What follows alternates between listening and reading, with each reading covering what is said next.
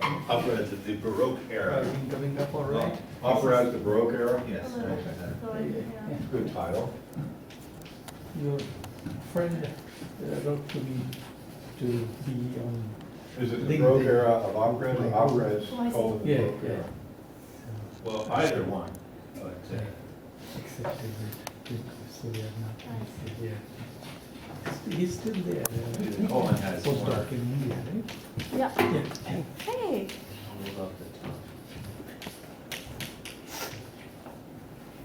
Could be the Rococo era. well, we'll get into that by the end. By the Okay, end. By the end, okay. So what town were you born in? Grand Rapids, Michigan. How many? Now where the cereal comes from? That's Battle Creek. What? Battle Creek. Oh, Battle Creek. Close by.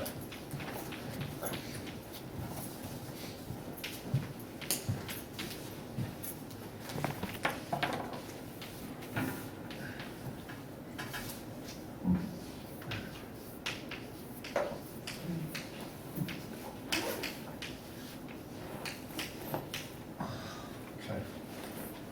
Can you give us some? Okay. Hi, Kate. We're all sitting in the front row.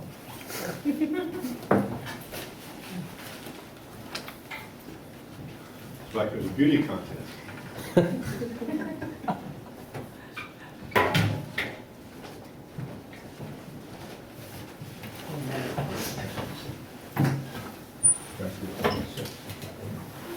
Okay, thanks for coming, Ben. Yeah, well, thanks for having me. So, let me give the executive summary. So, this is in the abstract, so let me remind. So, if we have an associative algebra, and we want to ask, is it commutative? So the answer might be yes or no. Is it what? Is it commutative? Oh, Well, we can set up some language to ask that question. We can define this commutative bracket. So let's say I have two elements, A and B, and this is by definition AB minus BA. And this is a Lie bracket.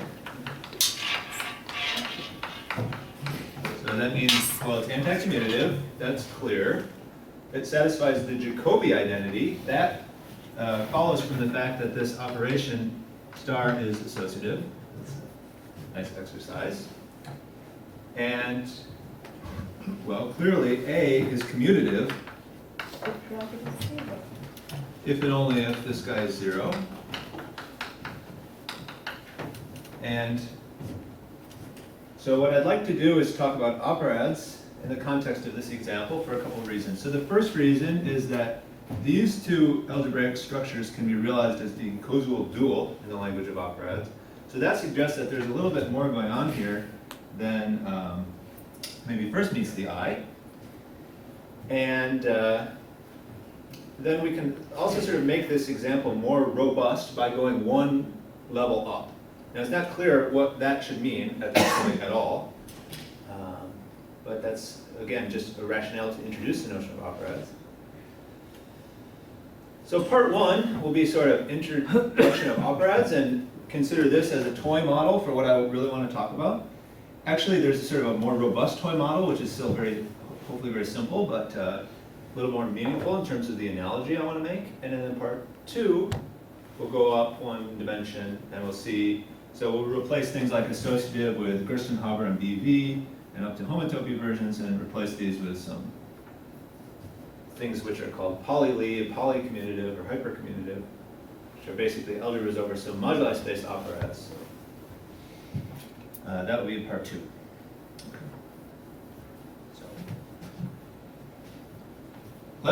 So how should I define, so this is supposed to be the basic part, so how should I talk about operads? Let me do that by giving an example, which is non-trivial example, but also not totally difficult example. And this example, I claim, has basically all of the features that we need when we talk about operads. So here's an example of an operad. So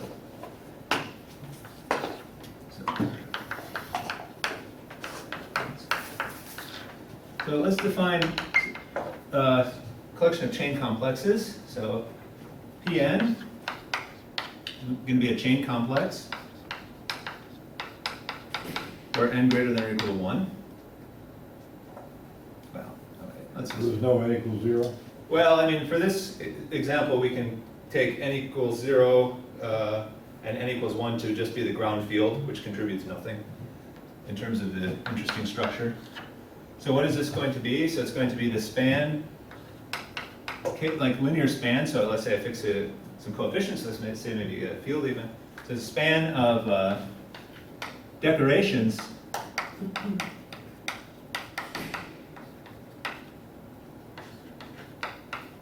of an n plus 1 gon. So let me see what this means. So what do I allow when I talk about decorations? So I have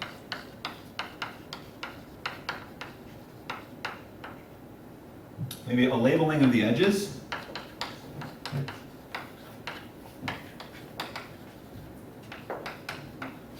By 0 through n. There's n edges. And I also have, so that's the first thing. And I also allow some diagonals, which can be present or not present. I mean, all fully diagonalized or not. I'll draw pictures. What do you mean by that? So diagonals, but they don't intersect.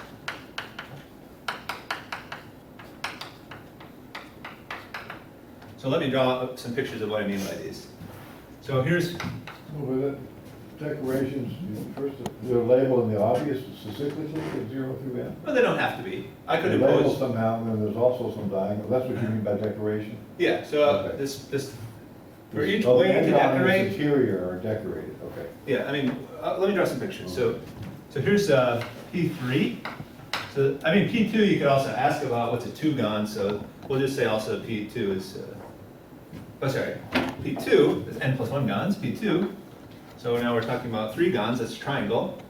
So I have this guy. Now I can't put any diagonal edges in here because they don't cross the interior. So that's my rule. But I do need to label this in some way. And you see that there's 2 ways to label this, either 0, 1, 2 or 0, 2, 1, I mean, based on cyclic order. So I do consider these to be planar.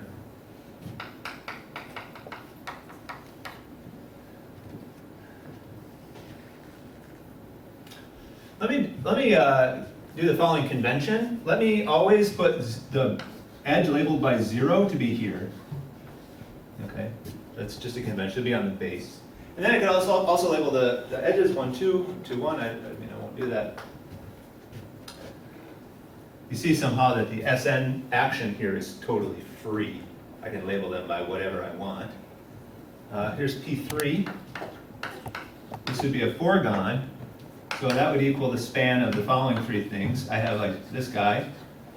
I'll stop shading it. Now I'll just always put the base in the 0. I have this guy. And I have this guy. And these 2 you see are different just because I picked out the base. Again, That's all the labelings. yeah, again, I could cross this with S3, I mean, by putting, 1, 2, 3, and then 1, 3, 2, and 6 of each of these, but I also don't really need to do that. That would be the difference between a symmetric and non-symmetric operaad. So inclined to think that way. So then, how about P4? So What is the difference between a symmetric and non-symmetric operaad? I know literally one has a symmetric but one doesn't. What's the effective difference? Well, every operaad every operaad has an SN action. That SN action might be free, or it might not be free. If that SN action is free, then you can say, you can take the category of those operads whose SN action is free, that's equivalent to non-symmetric operads. Oh, Another when way- the action's free, it's equivalent to the unsymmetric. Yeah, another relationship between them is there's an adjunction, forgetful and free, so you can always forget, but then if you take it free back, you might not get the same thing you started with. Yeah. This one I'm describing is free, so that's why you Okay. can do it either way. Okay. But this base edge does, that does play a role. The unsymmetric ones are equivalent to the free symmetric ones. Okay. P4, I have what I'll start calling top cell, but that just means no diagonal edges. Of course, I haven't told you the differential yet, right? I said these should be chain complexes, I'm just telling you. What spans these vector spaces? So I have this guy, I have let's see, if I'm going to put in one edge, I think there's going to be 5 ways to do it. So I could have something like this. But let me just say times 5. So what do I mean by times 5? I could put the edge in here, here, here. There should be 5. And now I can do the full diagonal, so I could have something like this. And that, I think you can check, will also be times 5. So there's 2, again, we fixed this base edge, and then I've got 2 ways to fully diagonalize everything. I mean, 5 ways to add 2 edges. I don't see that. Yeah. Well, let's check then. So, I mean, Oh, you've been diagonal anywhere. Oh, right, you don't have to go down to the base. so there's one, Okay, fine. there's Oh, one. I see. You So want that's the good, I base. understand. Right. Yeah. What's the differential? So,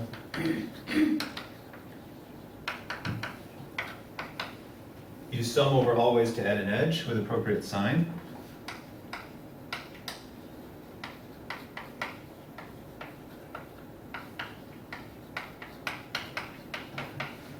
Of course, if I go from here to here, there's 2 ways to get that, 2 intermediate guys that would give me this.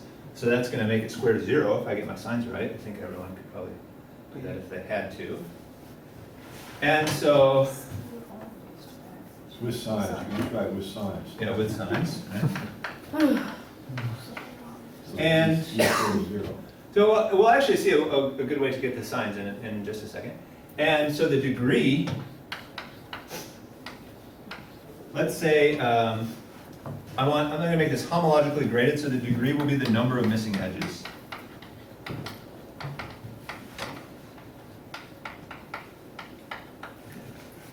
So this guy is a point. I just put a point there. This guy has, so 2 examples where there's no missing edges, so that's 2 points. And then one thing with 1 missing edge, so that's a 1 cell, because the difference of this guy, the differential here is all the ways to add an edge. That would be this one plus minus this one. Wait, that's not a differential. Yeah, can you explain a different, take a simplex and show what's the differential of that? Maybe is it, Well, what I'm saying is, like, what's the differential of your? each, Yeah. maybe I should be clear. So each one of these guys is a chain complex. Sure, And what I'm saying is that if I take D of this, yes, keeping in mind that this edge is based, I sum over all ways with sign to add an edge to this configuration. Diagonal, you mean, not an edge? I mean, Yeah, a diagonal edge. Diagonal. yes. Diagonal edge, yeah. So what can I do? I mean, there's 2 things I can do. I can do that, Or- and then fix the orientation, so in particular. So I get this. So now this was a point, and this one's an interval. Let's see.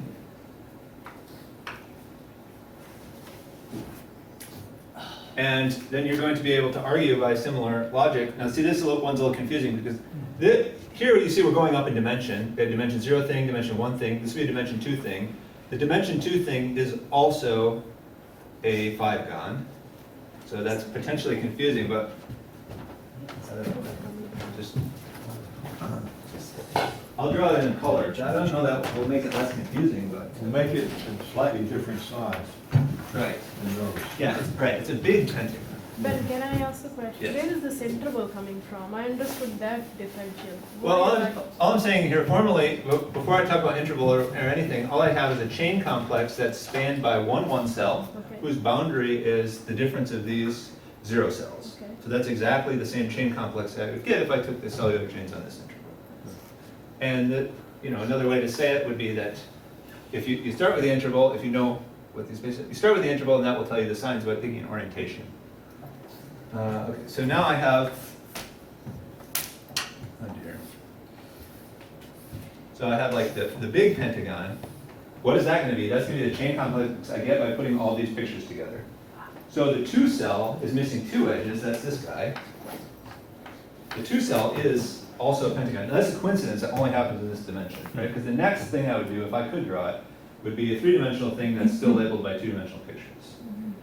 And then I pick one of these 1 cells, so that would be maybe like this guy. And there's 2 ways to complete this to a fully diagonalized thing. I can put in the diagonal here, or I could put in the diagonal here. And I mean, again, there's some choices exactly with the orientation about how I want to label this, but let's say this guy. So that's my base edge, that's my base edge, and then here would be the other way to put in that less. So that was this one, so this should be this one. And you can check it all the way around. So, right, so these are called associahedra.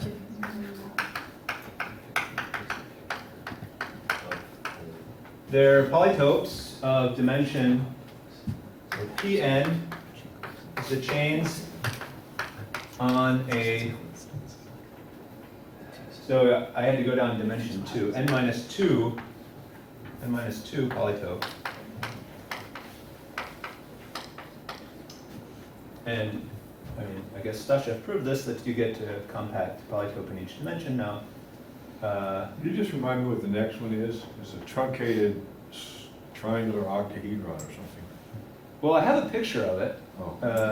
All right. Should I show the picture? I don't know that it will show. I don't know how to work this thing though. Well, I can just put this button over there. on like make the full go screen, down. and it might also. Is there a remote button and you can on the You remote? could just draw the picture too, right? Well, here, see, I can draw the picture from that thing. Yeah, but I can't see that. You have like. Yeah. I just draw it. Oh, you have to keep hitting it, I think. Just keep, yeah. 5. Oh my God, wait, sorry. Okay. Well, you should, if you can get that to work, you should use that because I don't know. Yeah, Yeah. Get it to work and then put it on there. But maybe I can say while you're doing that, how did I draw this picture on a computer? So you can form these associahedra by starting with a simplex and taking a series of commutatorily prescribed truncations.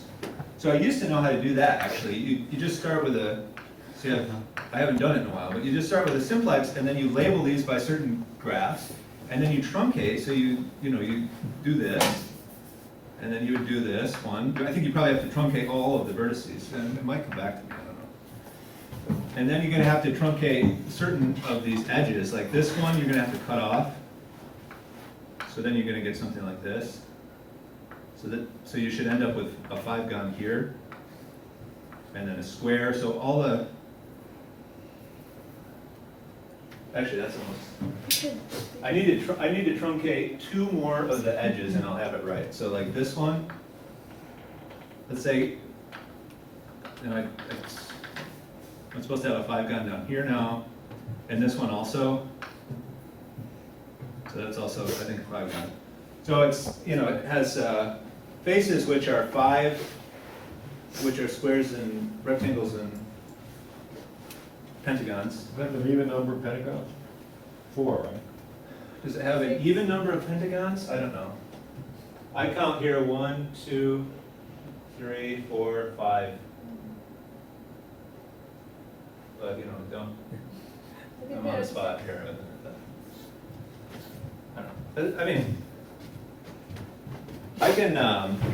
I mean, anybody who's interested, I can, with a little bit of thought, tell you the exact recipe for truncations, which allows you to form that guy. That's not like a terrible, that's better than I would have guessed I could do, actually. I don't know. Okay, so what do we have here? We have a collection of chain complexes. I can realize them in this way, but they have evident extra structure, and that's going to be the structure which is relevant when we talk about operads. So what extra structure do we have besides just a collection of chain complexes? There's 2 things I want to highlight. So one is we have what I'll call gluings,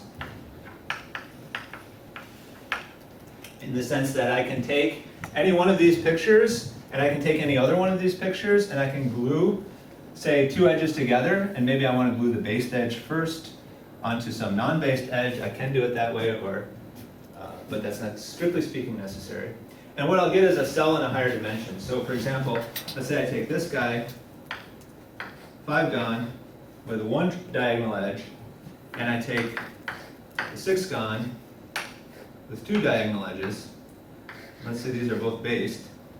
Now the only thing is I need to keep track of the based edge. So if I glue the based edge to the based edge, I'm not going to know where the new based edge is. So a good rule of thumb is let's not do that. Let's just take any edge here and glue it to a non-based edge. In particular, let's just glue a based edge to a non-based edge.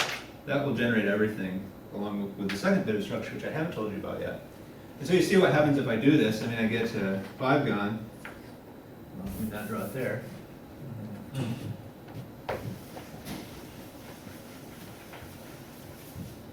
I get this 5 gon, and then I pull this guy up and glue it on top, so that's 1, 2, 3, 4, 6. Now my triangulating edges, diagonal edges are the same. I have this one, I have those ones, and in particular, this is also a new one. And you see, if I include this as a new diagonal edge, that preserves degree. So this is it preserves degree. So this is a degree preserving map from, in this case, P 1, 2, 3, 4, tensor P5 to P 1, 2, 3, 4, 5, 6, 7, 8,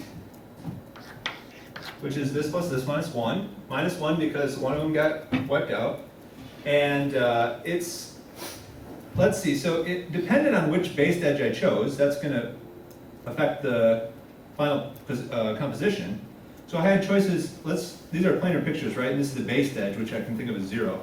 So let's go around 1, 2, 3 and call that the third edge, if I go around that way. So I could call this guy like circle 3. That's the operatic notation. In other words, I had a choice of where to glue it on. I chose in this case 3, and so I get some other element in here. Yeah. How do you label edges in examples? Well, in this case, I had a based edge that was preserved, so that's still my new based edge. And if I'm doing things without labels, then I'm always just going to read it around. It's a planar configuration still. Okay. So that's one piece of extra structure which is evident. And the other piece of extra structure which is evident, which is not true about operads in general, but is true about this guy, is I have a Zn plus 1 action on Pn. So what does it do? It just rotates, but it preserves the based edge. So for example, if I rotate this guy, it doesn't do anything. But if I rotate this guy, it goes to, the based edge stays here, but it goes to this guy. So if I were to look at where this cyclic group action, what does it do? Here it's just rotation, but what does it do to this pentagon? I think you will find that if you rotate this all out, that it takes this guy over to here, and this guy over to here, etc. So it'll make a star out of this. So it's not trivial. It's not rotation of the final configuration. Of course, that doesn't make sense because these get to be higher dimensional things anyway, so what would rotation mean? So this is sort of ends up being a non-trivial piece of the structure here that we have. And now I can tell you what is an operad.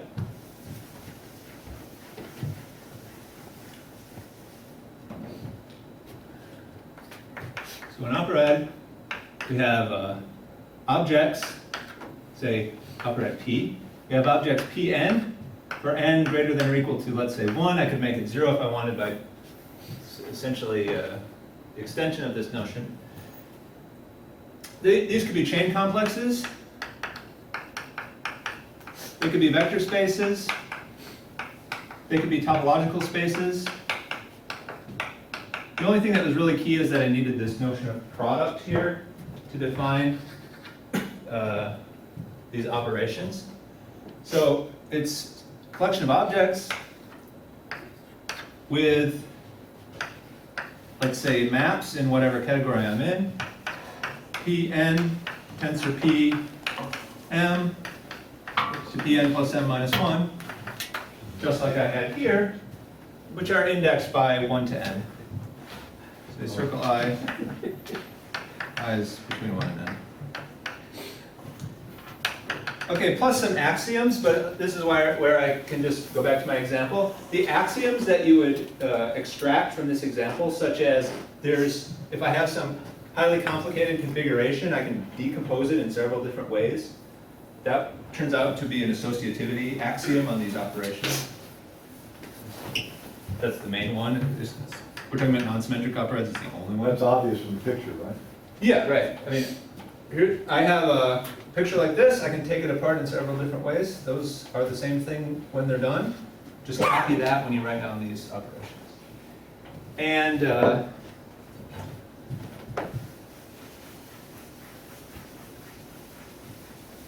so that's an operad. So we have the objects, and we have the maps, like this. And if I also have this cyclic group action, that's a special type of operad, or if you like, it's an operad with extra structure, which I'll call a cyclic operad. So a cyclic operad, so you have an operad, you have a cyclic group action,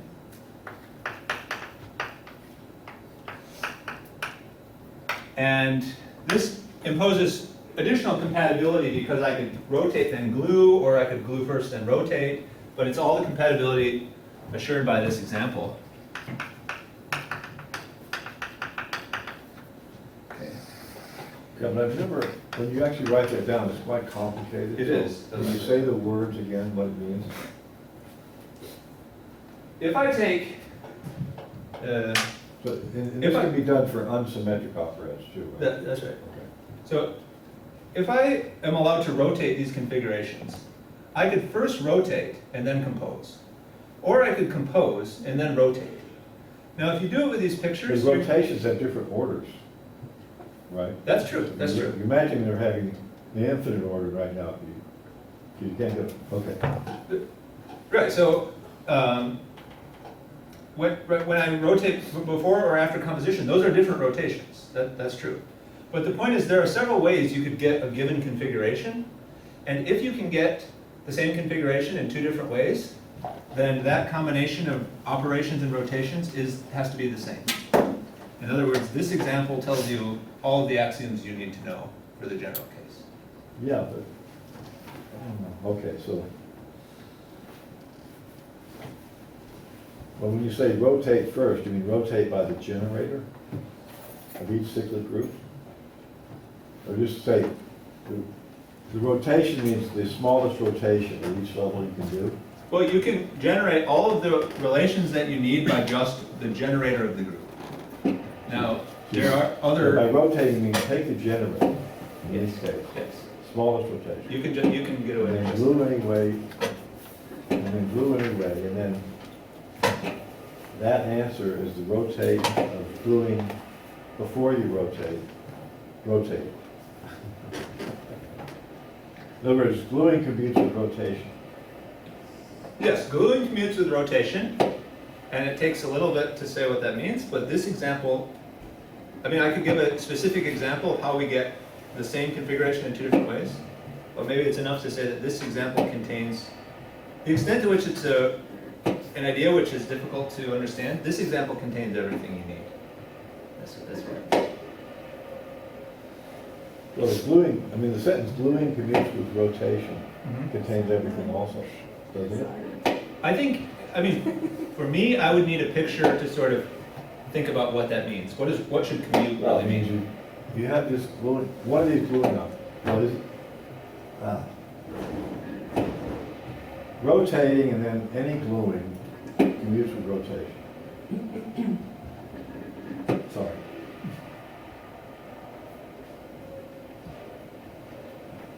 It's just set theory, right? I mean, you have various maps between these two sets and the third set. You have various maps, the various gluings, right? Yes? You have a bunch of maps between these two sets called gluing to this third set. Yes. I'm just choosing two indices. And then you have a rotation of this set and a rotation of this set. And now, what's the set theoretic statement? If you, Maybe I can give an example? that- no, I want the statement, I want Okay. the abstract statement. I mean, the example was just, I mean, I feel there's a, I kind of see there's a statement. You have all these different maps between, you have three sets. 1, 2, and 3. You have various maps, combining 1 and 2, you get a 3. Right. And then there's a rotation here, and a rotation here, and a rotation here. Now, what's the property? Right. So, I think it means if you have any two elements here to give that element there, And rotating these guys, Yeah, I mean, maybe I can just write in symbols what you're saying. So I have this operation, which I did, which is composing two guys. Now I could do some other things. I could rotate this guy by, let's say T is the generator of the relevant cyclic group here, and T is the generator of the relevant cyclic group here. So I could rotate this guy by T. Let's say I could also rotate this guy by T, but I don't think that's going to give me what I want. T tensor id. I could rotate this guy by T, and maybe I need to do T inverse. And now I got a configuration out of this, which I have now rotated. Yep. I can get that configuration also, so this landed here, T5. I can get that configuration also by now doing, well, I rotated this one, so it depends which my conventions are, but if this was 3, then maybe now it's 2. I could get that configuration also by doing this one. And if the two configurations are the same, in this picture, then this is an axiom which I impose upon my vector spaces or topological spaces. So are you saying for each way, that sigma, what is that called? An upper arrow, horizontal arrow? That's Both what? three. That's one gluing. That's one of the gluings, going to this one. Then you're saying, given a gluing, there's another rotation, another gluing you have to do to make it compatible with rotation? Yeah, I mean, let's say I wanted Yes or no, yes or no? Yes. You're saying, so there's a function on gluing as part of this action. This T is fixed generator. Huh? This T is fixed generator. What? This T is fixed generator of cyclic group. Maybe I couldn't understand that. This T is a fixed generator of the cyclic group. Oh, the T, not the T. I mean the T, the horizontal arrows. Well, let me try and explain this by looking back at the picture. I can glue this guy onto here. This was circ 3 because I went 1, 2, 3. Okay. Now let's say I rotated this. I applied T to this, and I don't know which way it went, but let's say it went this way. Then this edge would now be number 2. So I should be able to get the same configuration by doing a circ 2 with this guy. But now if I do a circ 2, What does the should mean in that sense? The same output, the third object. No. well, You mean, forget the word should. True I- or- Yeah, it is true. I will be able to get the okay. same output by gluing this guy now to circ 2, because I rotated it. So this is now number 2. I can glue that by a circ 2. Now it's not just circle 2 that will give me the exact same thing, because Yeah. now all my labels are different. So I have to apply the T of the bigger target space that I landed in to get the same configuration that I got this way in another way. It's too long. Yeah. Could you draw the pictures? I mean, I've been trying for years to understand what a cyclic operator is. I never have been able to. It's something that I can remember. Okay. This diagram is an axiom. Huh? This diagram is an axiom. You draw a bunch of these diagrams. Oh, no, but that's not enough, because I asked him a question, he's going to give me a sort of yes answer. Is the bottom horizontal arrow depending on the upper horizontal arrow? Yes. There's a function? Yes. This label on the bottom horizontal label is So T you can- of the Okay, there's going to be a bunch of commutative diagrams with the bottom horizontal arrow. is Is a a function T of- of. Huh? Is So T this is that- label on the bottom 2 is T of 3. Uh-huh. C2 is, T of 3. Yes. Or T minus 1. So so T acts on the gluings, so to speak. Yeah. T acts on the gluing. Because gluings are labeled by n numbers. N plus 1. N. It's not, No. it's not clear. Not clear.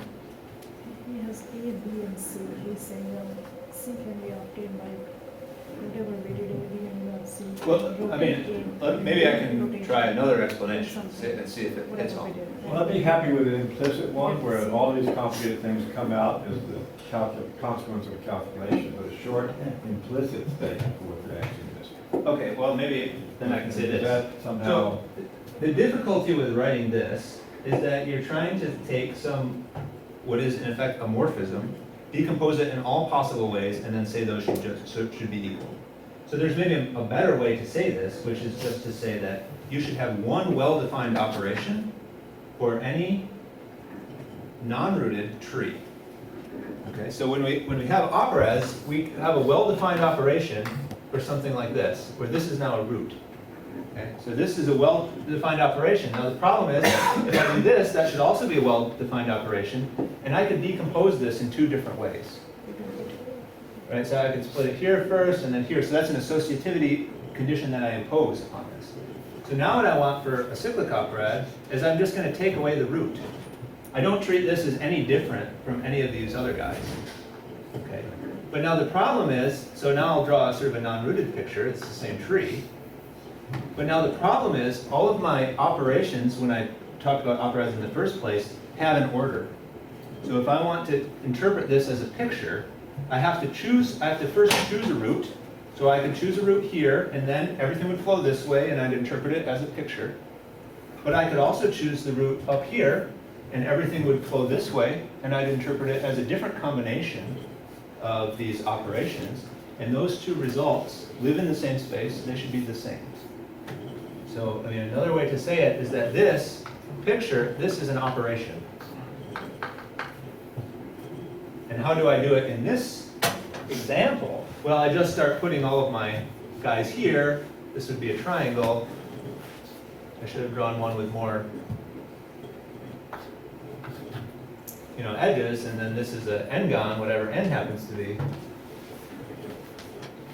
don't know, the picture is right, and that maybe has the diagonal edges too. And the point is, if I just contract those edges, I get one configuration. It doesn't matter how I got there.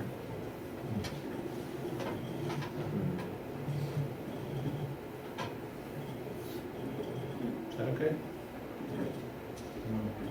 Except this thing isn't really labeling an operation, is it? Yes, It's a multilinear function on space or something like that. for every Combination function. for every cyclic operad, so let's say P is a cyclic operad, then I have a map from the tensor product over the vertices. The interior vertices or Yeah, so like 1, 2, 3 in this case, to P of the sum total of all these flags. So maybe I'll call that like star T, like the stars on T. So another definition you can take as a definition, in a cyclic operad, I have a well-defined map like this. There's multiple ways to represent that in terms of the operad operations, generating operations.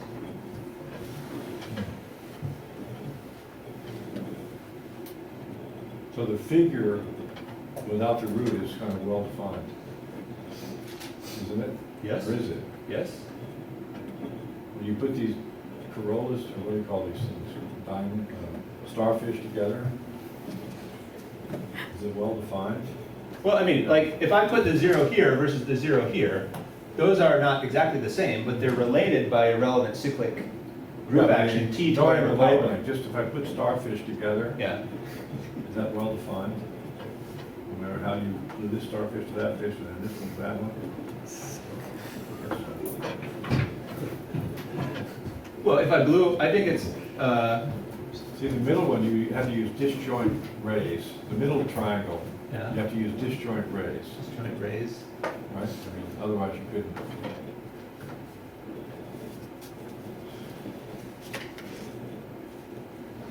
So you're saying it's the associative law for these starfish? The associative law, what you must impose, becomes more robust, because there's more ways to get a given thing now. It used to be you glue two things together and then the third, or you glue the second two and then the first. Now there's this additional thing, you can glue then rotate, or you can rotate then glue. So is rotating then tantamount to saying I can put the root at a different position? Yes, I mean, you treat the root democratically. If I have this tree I put a 0 here, or I put a direction here, I might call that the root. That's a well-defined operation in any operad. I can put it here, that's a well-defined operation in any operad. I assume I have a cyclic group action, which should go from this choice of root to that choice of root, and I ask, are those two things the same? If the answer is yes, then I can call it a cyclic operad. I can't remember the property. Somehow something's well defined, but I don't know what it is that's well defined. I mean, in terms of these pictures, we draw pictures of the plane, let's say, Uh-huh. okay? Is there some statement just about pictures, that you know, you have these starfish pictures, Yes. right? Give me some statement about, in the operation is to glue one starfish to another. Right. And it's not a starfish anymore, it has an interior, now it's a starfish with an interior edge. Well, it was always allowing these interior diagonals. So that's. No, but this is more abstract, this is the example, this is the general property. Well, when you compose two things in an operad, you get back something in an operad. So that's fine. But the general statement is that you can label any tree, doesn't have to be a rooted tree, you can label any tree with these pictures, and when you compose, that's a well-defined operation.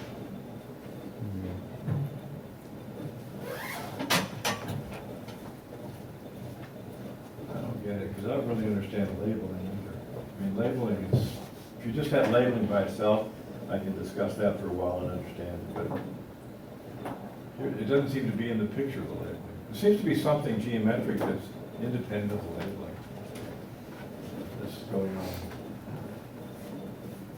Is there another picture associated to this? I mean, you have, 3, 4, 5, 6, 7, 8, 9. You have 9 external things and 2 interior edges. Yes? Is there any other picture that you can draw that is supposed to be regarded as equal to this picture? No. That's the thing. So the associativity relation says that no matter how you take this picture apart, it should be the same. So I could take it apart by, I mean, take it apart and put it back together, you mean? yeah, right. Yeah. Or any way that I get to this picture should be the same. So in an operad, if I pick this to be 0, I can get to this picture by first here and then here, or the other way around. There's only 2 choices. But now, in the cyclic case, I first have to choose a root, which I could choose anywhere. And then I could get to that by decomposing again in any order. And the 2 pictures are related in the end, by this cyclic group action, which allows me to move where this root is.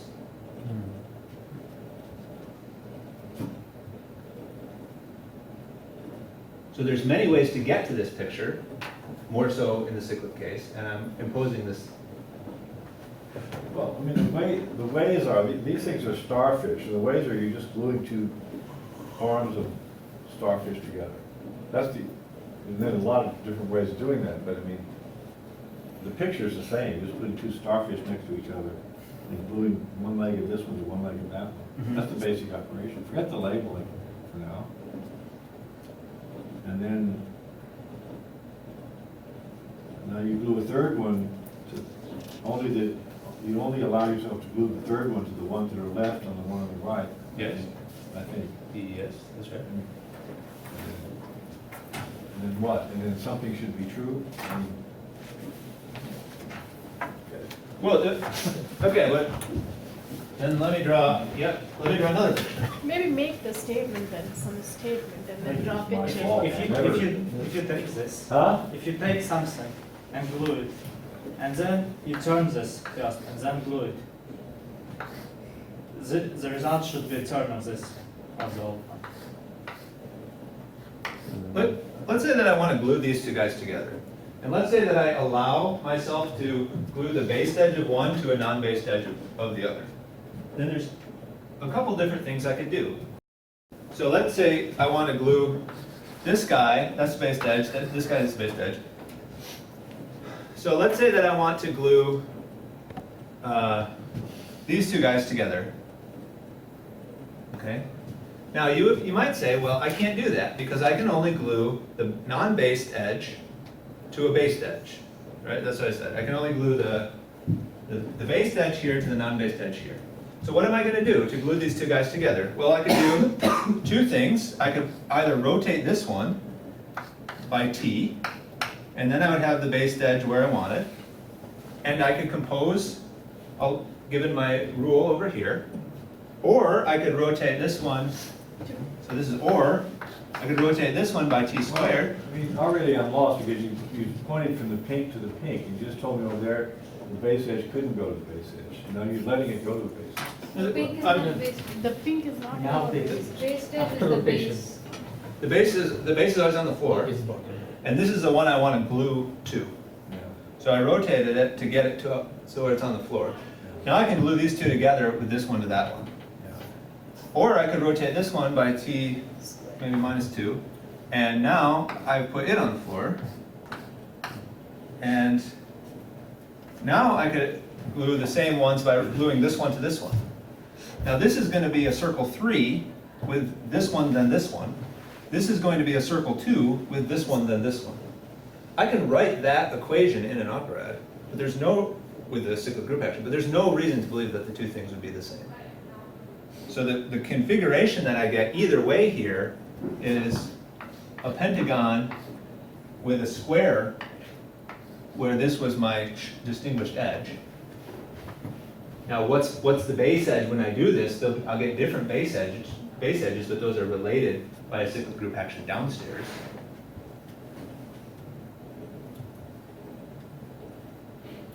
So what it says is I take this picture. How can I take this apart?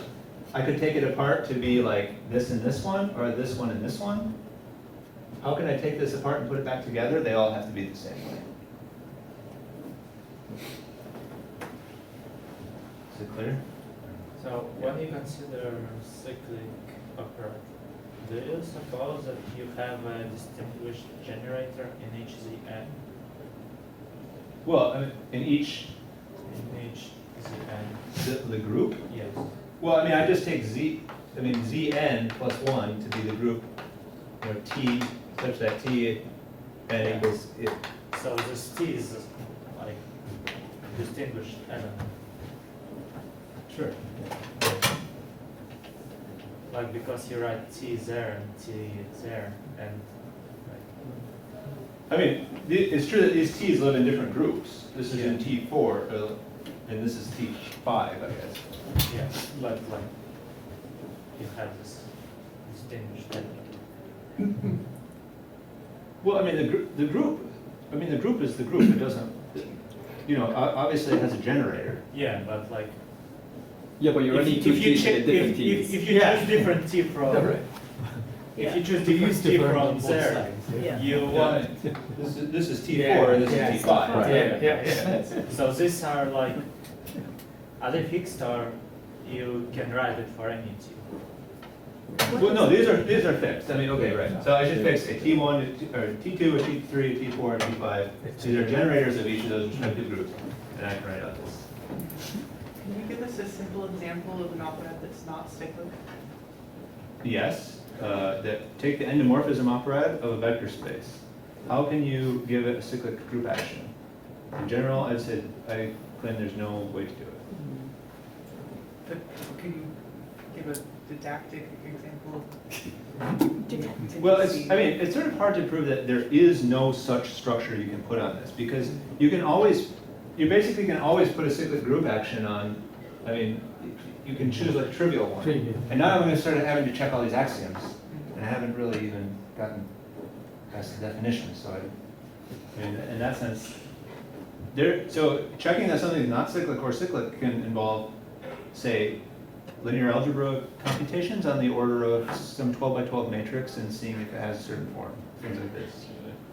I mean, which are very tractable problems, but not for here, obviously. How about an imprecise definition of this property, like intuitive short sentence? Of this property?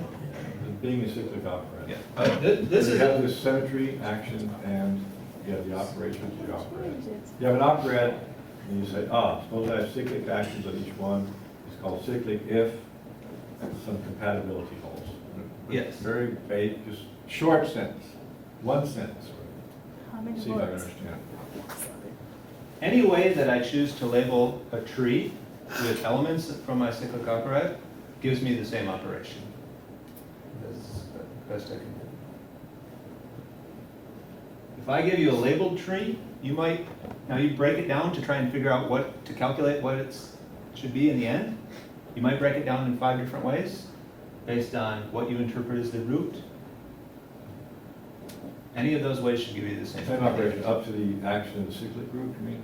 Well, yeah, I mean, if you end up with your root here and I end up with my root here, Okay. then there's going to be a cyclic group action at the end, which gets from one to the other. So in this example that you showed, you rotate only one at a time. If you rotate first, keep the other one, the base, and glue that. Or you keep the first one as it is, rotate the second, and then glue. Not the only way to get this But configuration, you could but also rotate both. yeah, you can, Yeah. I mean, there's other things you could do. Right. And then the same, and then the same as up to cyclic group action, they're all equal. Right, because I mean, up to, you know, how you interpret this guy is just, again, a question of where you put the Where you root. put the root. So they're related by a cyclic group action, and that should be Okay. manifest on this level. I mean, maybe I could say that, like, understanding this is a somewhat of a hairy point, and I haven't like presented axiomatically all of the, because I think that's too much, but I mean, maybe I can say that understanding this is not critical to understanding everything else. I was trying to sneak this in, so I could come back to it at the end, this notion of cyclic. Okay. So, I mean, maybe it's better to Let's go on then. But what I should say, though, is that this operad, so this P, so with this, the specific one that I defined at the very beginning, so this is A infinity. So you can take that as a definition. And so what is it? A infinity, one more, I guess, word about operads here. So what is an A infinity algebra? So an A infinity algebra would be you have this guy P, or I could also call it now A infinity. It's a sequence of chain complexes. And I have a map from P n to com V tensor n to V, which respects these composition operations. And the composition operations here are I just insert the output into the ith input. So if I have a function, say this is a function f with 4 inputs, 1 output, this is a function g with 3 inputs, 1 output, I can insert this guy into here and get a function g circle 2f with 1, 2, 3, 4, 5, 6, I believe.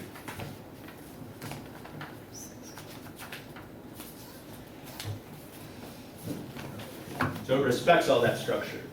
So what that would amount to is it's generated by the things with no diagonal edges, because I can always decompose these into things with no diagonal edges. So it would amount to a multilinear operation for each n, which satisfies some conditions on the differentials.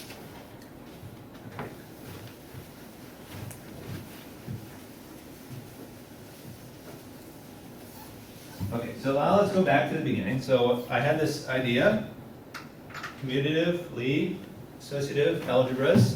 One was the obstruction to lifting the other. So I can write that in operatic language now. So here's operatic language of the beginning point. I have the associative operad.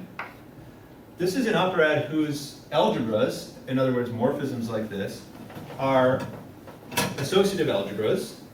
This is much simpler than the example that we saw because it's generated just by one multiplication and arity 2. I had an associative algebra. I can write that, like I said, as just end A. So this collection of guys, I could call it Hom A, but this collection of guys here, well, I don't know, I have a collection of maps for all n, and then end A, n is Hom A tensor n to A. So this is just terminology. These spaces form an operad together, which I call end A.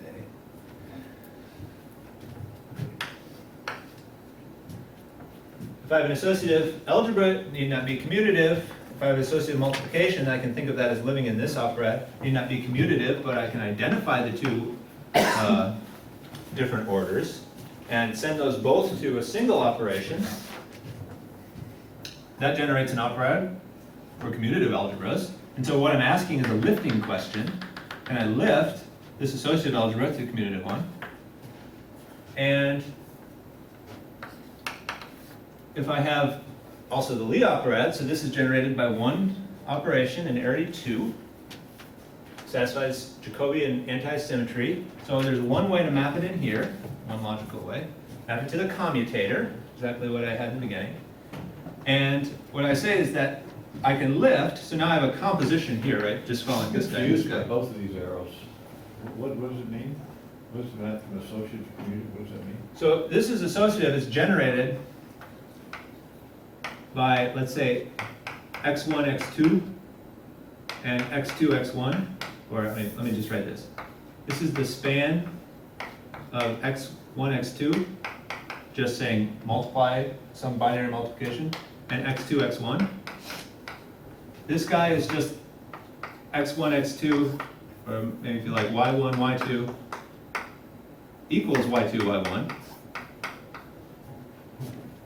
So this is, Quotient operator. well, yeah. It would like be. Yes, it's a quotient by identifying all the possible orders. So in particular, I can send this guy here and I can send this guy here. That gives me a morphism on generators. It induces a morphism on the relations. This is commutative and associative algebras now. So I have morphism of Operads, but really all it's saying, it's just rewording this point I had in the beginning. If I have an associative algebra, I can ask whether it's also commutative. If I have an associative algebra, it's always a Lie algebra by the commutator bracket. So this maps the bracket to x1, x2 minus x2, x1. So it's a square zero, sequence. So on generators, it's exact. So that's important. Anyway, it's one way to see what I'm.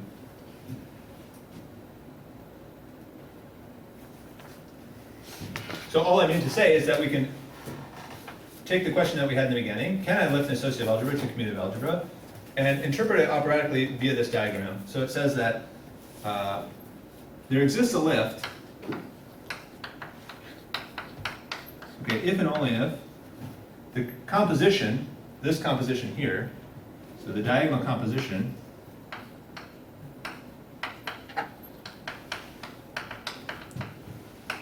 is 0.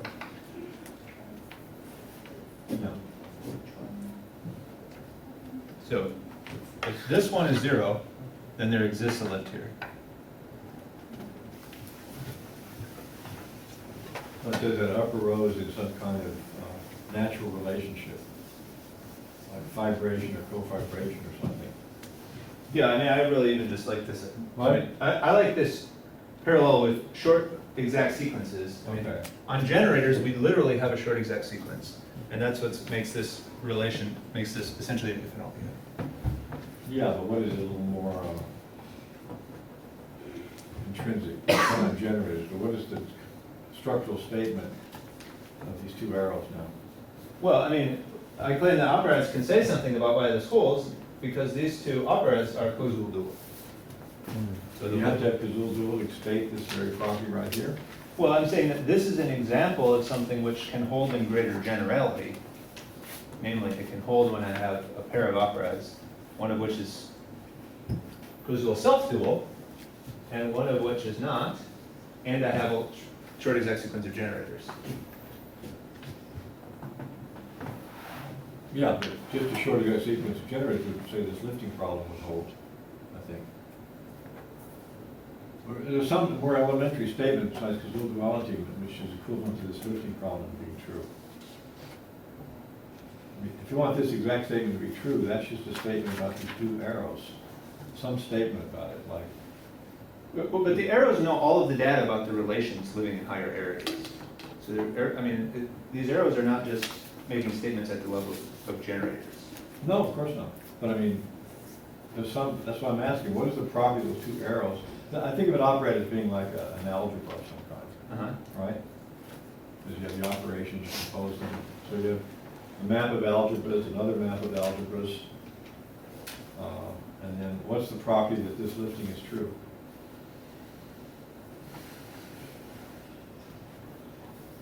Well, I think I can give a criterion such that we have the following interpretation. There exists a lift to this morphism if and only if this composition is 0. Now, suppose I say, I don't know about this. No, what is that true about? You have A, B, and C in morphisms. When is that statement true? Well, I'm not asking exactly that question because. No, I'm suppose I- asking it. Okay, well, You can say you don't know, that's fine.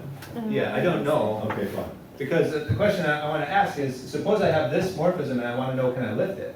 How can I test that if I don't know anything about this side? And you need to know something about what to put here. So that's where this idea of Koszul Oh, I see, boundary. you're gonna, okay, you're gonna. Because that's You've got a general way of finding more examples of this. if I know one side of this, then I don't know, like, I know this side, I don't know what goes here. Okay, I see, fine. Okay. Maybe I'll take 5 or 10 minutes before the No, break. let's just keep going. Okay. So, this was toy model 1. This is like the simple one. So let me go to toy model 2. Okay? This is toy model 2.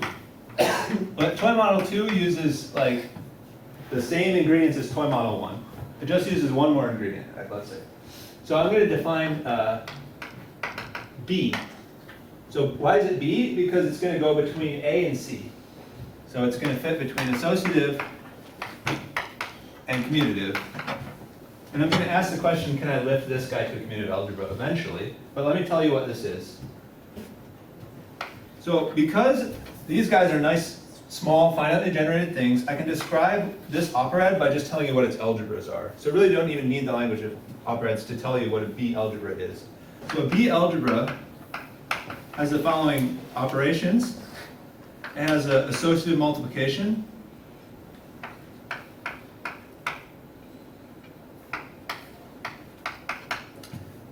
It has an involution.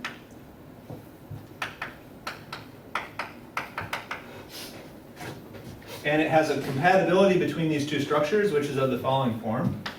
If I take I of A star B, then I get I of B star I of A. Okay.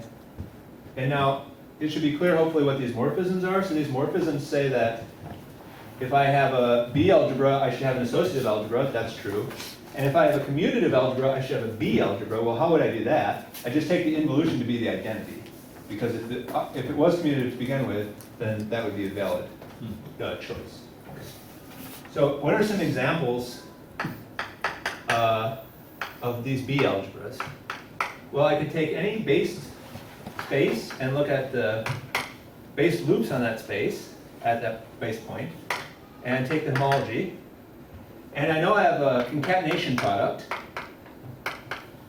which is A infinity on the level of spaces, so it's associative in particular on the level of homology. And I have, every loop comes with a parameterization, so I can reverse it. So reverse the parameterization.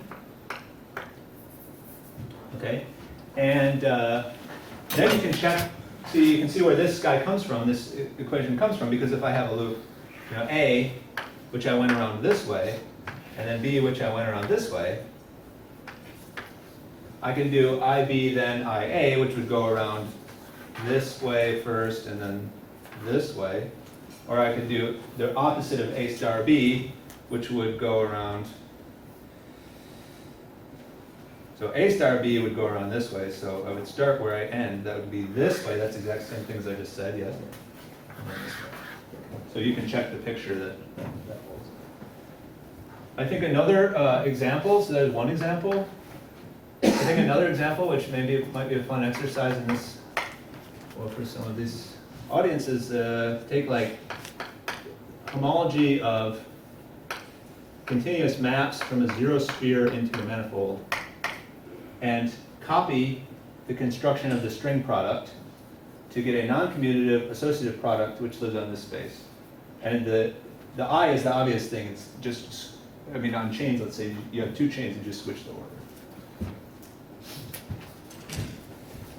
So then you're starting to see a little bit how maybe how the analogy will go when I want to go up one dimension.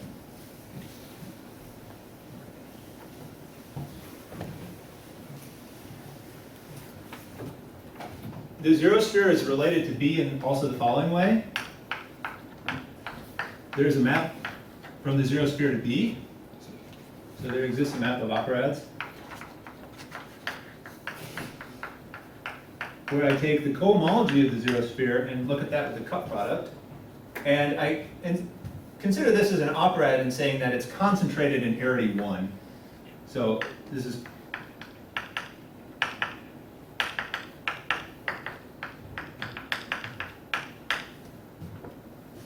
an operad which is concentrated in an arity 1 is exactly the same data as an associative algebra. So that is in particular an associative algebra. So it is, I can think of it as an operad. So there exists a map of operads here. Basically, what does it do? It sends the sum of 2 points to the identity and the difference of 2 points to the involution. Okay, and that's injective. So I can look at the co-kernel. And this guy you can check also is the commutative operad. Maybe I should give some indication why. Well, this essentially comes down to the fact that permutations generate the symmetric group.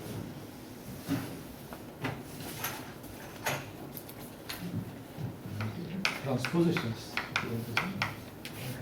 So permutations is the symmetric group.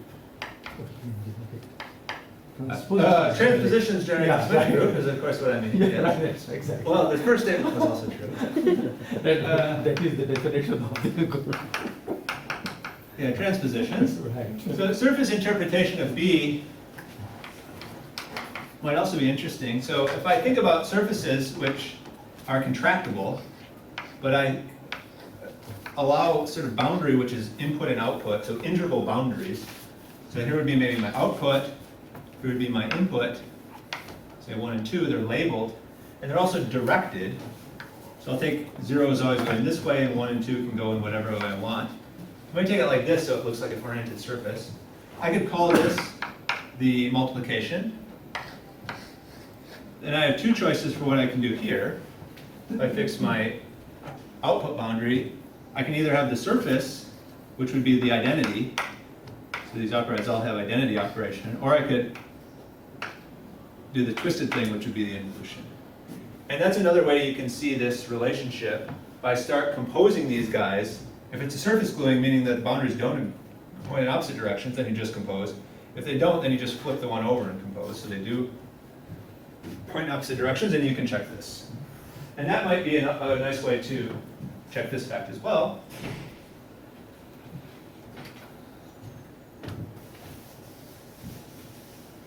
I want to interpret the obstruction to lifting here.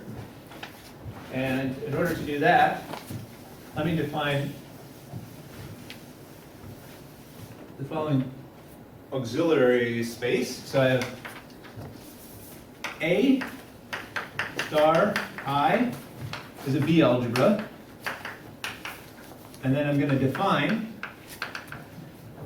say, A minus to be the points in A such that IA is just multiplication by -1.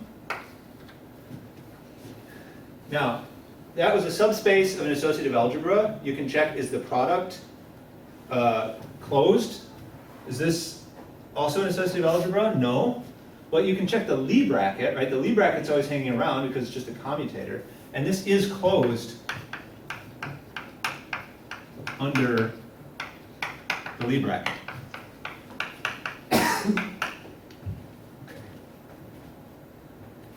So now I'm going to draw a big diagram, and it will show you why this is a toy, well, hopefully, a toy model for what I want to talk about in part 2.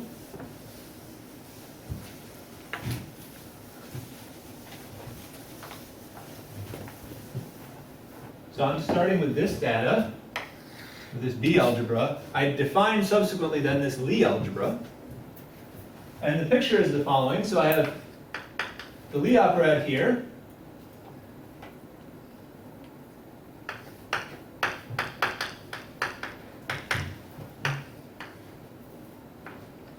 I have the associative operad. I have B. I have A. And I have commutative operad. And I'm going to ask, does there exist a lift here? And I'm going to provide, this is a very easy question to answer in the sense that this is not a theorem, but I'm going to write it as one anyways, theorem 1. The following are equivalent. And now, I should use my notes, because I don't know where they went. algebra, what I wanted to say about this.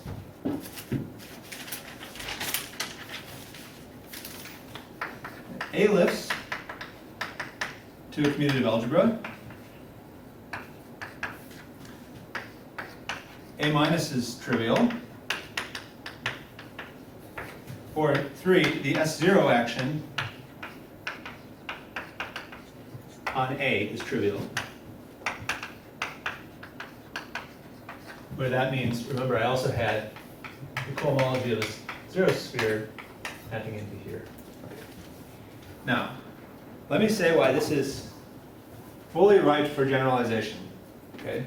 Wait, but A is a B algebra? What's the assumption? Right, so I started with a B algebra. In theorem 1, A is a B algebra. Uh-huh. Yeah. So why is this right for generalization? So I'll do this in red. So let's see. So this guy was B mod S0. This guy was B mod S0 dual. Right? So dual of commutative was Lie.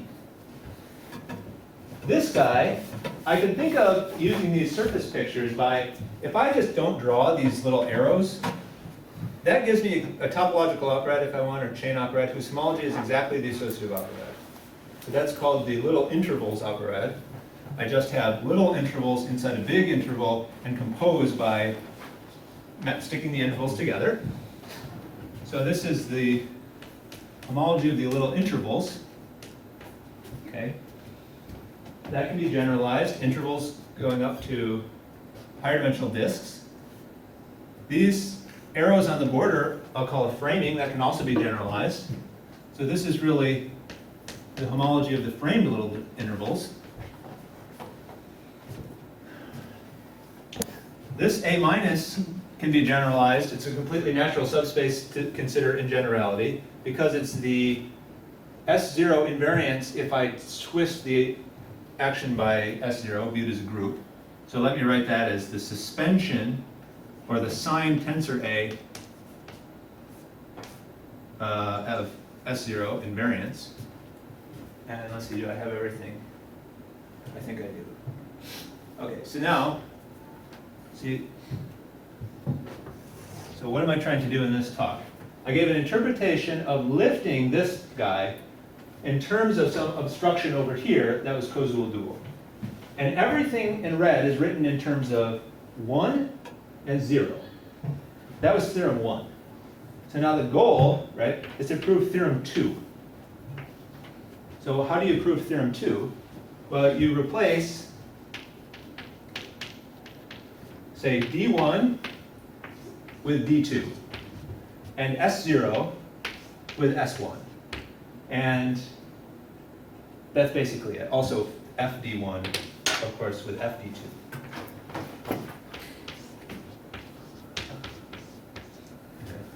And now these guys, FD2, D2, etc., these are guys that have been sort of studied, and algebras over them, there's some known examples that I was considering.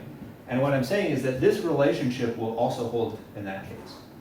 Okay, so, and I mean, also in a derived sense, which I'll talk about in part 2, which maybe I should start right now. Yeah. Yes. Yeah, right. So we know, let's just keep going. We can get up and get tea anytime we want. It's right over there. Just walk around.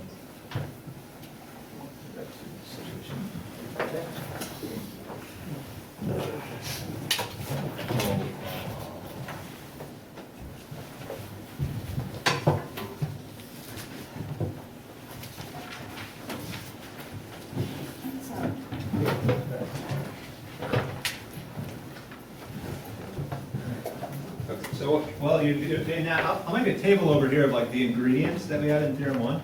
Okay. So we had the associative operad, which was, you can also think of as homology of these simple surfaces. That's going to be replaced by homology of little disks. That's the Gerstenhaber operad. Algebras are Gerstenhaber algebras. That's sort of an algebraic structure which was studied before operads and before this description was known. So proving that was a theorem. Then I had this B, which was homology of the framed little disks, little intervals. And and this will be replaced by the framed version. Again, that was discovered independently of Operads in physics, so it's named after the physicist, Battling Minkowski BB algebras. I had B comma modulo S0, which was that co-kernel. That turned out to be the commutative operad. This is going to be, Could you, I'm sorry, could you, I'm gonna need, well, one of us has to move over, I can't quite read that far. Could you do the important part, the right-hand side, yeah, maybe. yeah, the right answer, okay, so I had Gerstenhaber, I had BV, I had associative, and I had B. Now, how did I get, so then I have B S0, which is a commutative operad. What would I do here? Well, I take BV mod S1, but modding out by S1 is not a homotopy invariant notion. There is a homotopy invariant notion. It involves, I mean, however you want to think about it, maybe cofibrantly replacing and then modding out by S1, but we call that homotopy quotient. The point is that there's an evident thing to do here, which is the analog. And this is a known guy. So this is the, as an operad, it's the homology of the Deligne-Mumford compactification of punctured Riemann spheres. Okay, so I take only genus 0. I have complex structures on punctured spheres, and I allow punctures to be identified in stable configurations. Okay, so that forms an operad, topological operad, because I can identify punctures. I can take the homology of this thing. That is an operad, and it's a theorem, not due to me, due to Kontsevich and Gabriel and Bruno worked on this as well, that these two operads are the same. Then I had the dual of this, which was a natural thing to consider from the perspective of Koszul duality, that's Lie. So now I should consider the dual of this.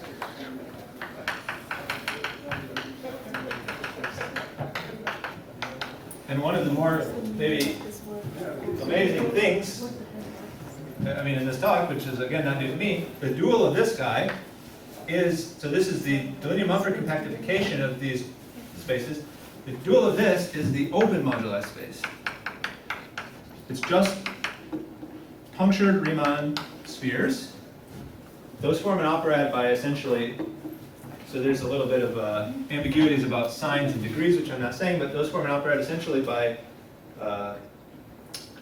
identifying two punctures. That's not well defined. There's an S1 ambiguity, so that gives you a degree 1 map, which is well defined, which make these into operads. Let's see, what other ingredients did I have? So I had this guy, this guy, this guy, this guy of what I talked about, and I had this guy and this guy. Okay, so I could put, I had A, which was a B algebra. I could just put any BV algebra here and try and like prove something with that. But the point is there was a natural choice for a class of BV algebras that I wanted to work with. So we don't know what that is yet. I'll have to explain that. And from that, there comes a natural answer to what is the analog of this A minus, which is essentially a suspension of A S0. What's the analog of that? And then the theorem should involve statements along the following lines. I mean, in particular, this guy was an algebra over this. So this guy should be an algebra over this. That was by no means clear before I started working on this, but it is in fact true. Okay. So what goes here? So let me recall the following theorem, which for a long time was a conjecture, was Lie's conjecture, and now is the theorem, and I'll use the Kontsevich-Doubleman proof. There exists a DG operad, so differential graded, so it's an operad in chain complexes, if you like. I'll call M, according to their notation.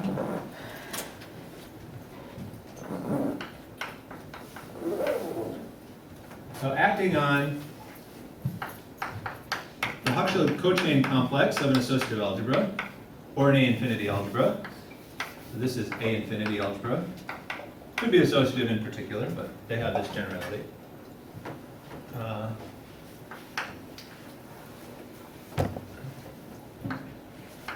So which recovers the known cohomology structure.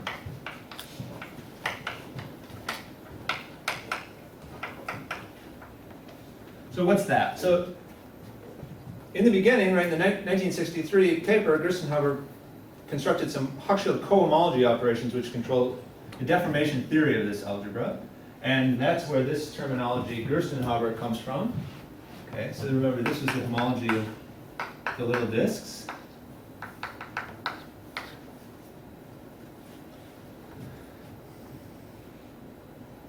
So the question was, well, okay, this guy is the homology.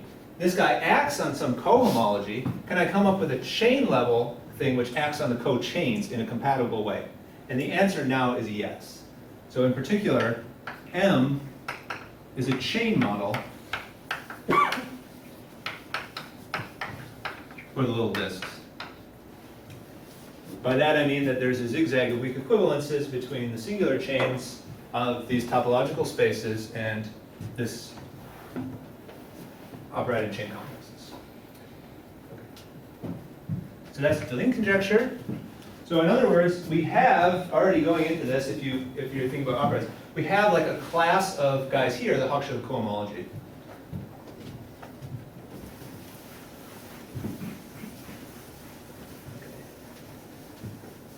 Well, I said we're going to consider lifting BV algebras or some class of those. So how do I go from an algebra over this guy to an algebra over here? I have to add some S1 action, topologically speaking. Combinatorially, that corresponds to adding this cyclic group action. So here's a theorem, which is sort of an analog of this. So there exists a DG operad, so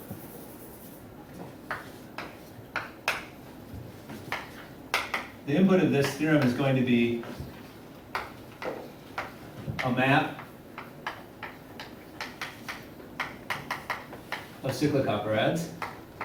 But because that is maybe controversial, let me give a specific class of examples. So, or let A be a Frobenius algebra. This would be a simple example.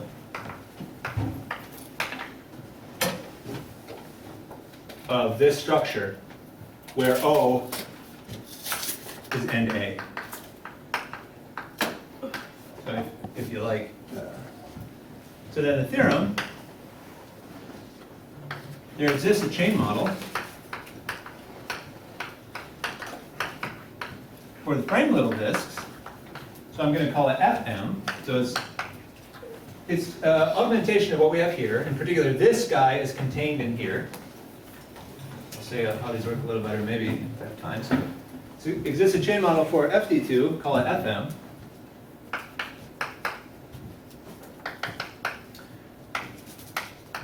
Which acts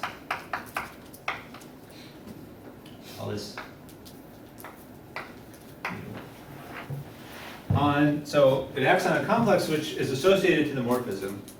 In the case here, that complex would be the Hochschild cochain complex. So it's a generalization of the Hochschild cochain complex. So let me say what it is. We're going to call it O star. And it's just, let's say, the direct sum of all of the spaces. These are all chain complexes. I can take the direct sum. And a differential, which is constructed from this morphism. And in particular, in this case, it will recover the Hochschild differential. So it involves essentially using the compositions and sticking in these elements in all possible ways with suitable sign. So it's a bit of, maybe it's not worth writing down the formula, but just to say that there is a chain complex generalizing the Hochschild complex, differential constructed analogously, which looks like this. Okay. So this guy acts, this guy's chain model for BV, it acts on this, and so that gives me a large class of algebras which I can put here. So that's going to be O star. And let me just give you a couple examples of things which might arise like this. So I've already said that the Hochschild cochains of a Frobenius algebra. So here's some examples. So CH star AA or A Frobenius.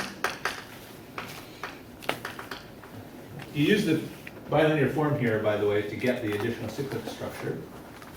That's all you really need. So you could also have like A be what's called cyclic A infinity, an A infinity version of Frobenius. Algebra category, like Foucault category, is an example of this type of structure. You can take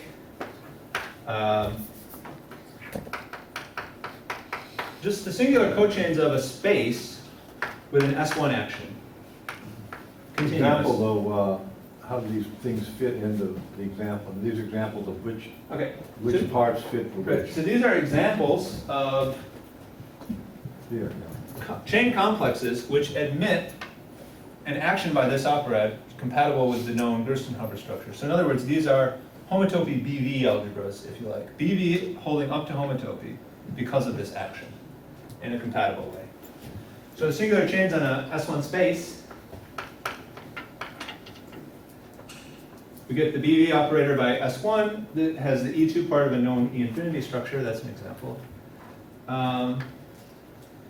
Well, there's other examples, like this is a cohomology theory associated to associative algebras. I could do similar cohomology theories associated to other types of algebras. It gets a little more esoteric. I think in this very seminar there was a talk by Kai Irie, which has a way to think about string topology in the following way. So you cook up a chain complex computing the homology of loop spaces of the manifold in such a way that the chain level operations are well defined. That will turn the complex into an example of this type of output. So he talked about this here, but he can get string topology in this way. If string topology is a BV algebra on the homology, can you realize that as an action of this operad? And the answer is yes. He uses an associative version of this, full infinity version. Another example is like, I can take, if I have a manifold with a volume form, I take functions on that, and then I can take only those functions, multilinear functions, which are differential operators in each output. So that's called polydifferential cyclic cohomology, or Koszul cohomology. And these are strict actions. Strict actions, chain level actions, right? The reason I mention this is just because it's the object which is at interest if you care about Koszul's formality theorem. Okay, so that's what goes here. And now what goes here? Well, let me just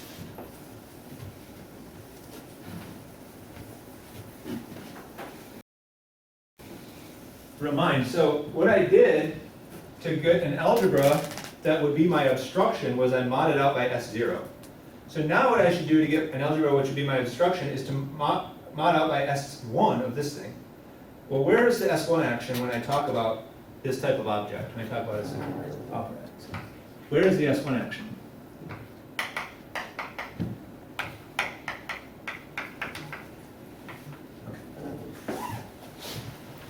Well, maybe can recall, so if I have a simplicial set, I can get a space by taking the geometric realization. There's a notion of a cyclic set. So let me say what that is. So a cyclic set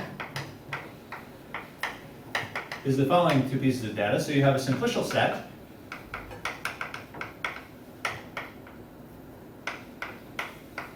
which is a series of sets, and each x, so this should look familiar now. So each xn has the Vn plus 1 action. And now a simplicial set has faces and degeneracies, it has these structure maps. So to have a cyclic set, I have a simplicial set, the cyclic group action, and I impose some compatibility. Okay, so it's exactly the same as before, almost.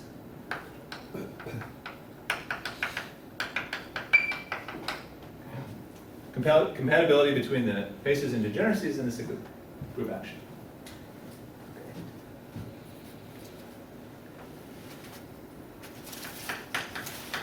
If X is a cyclic set, then two things are true. So first of all, this geometric realization comes with an additional structure because it's not just simplicial anymore. The cyclic set can be used to give this an S1 action. So this is an S1 space. And the other thing which is true is that there's two long exact sequences which we could associate to this type of data. And the long exact sequences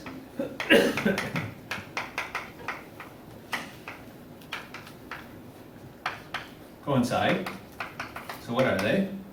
So the first is I can take the cyclic cohomology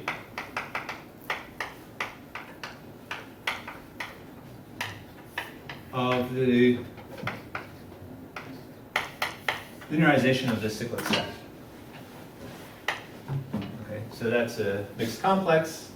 I can take, anytime I have a mixed complex, I can take its cyclic cohomology. That forms a long exact sequence related to Hochschild cohomology.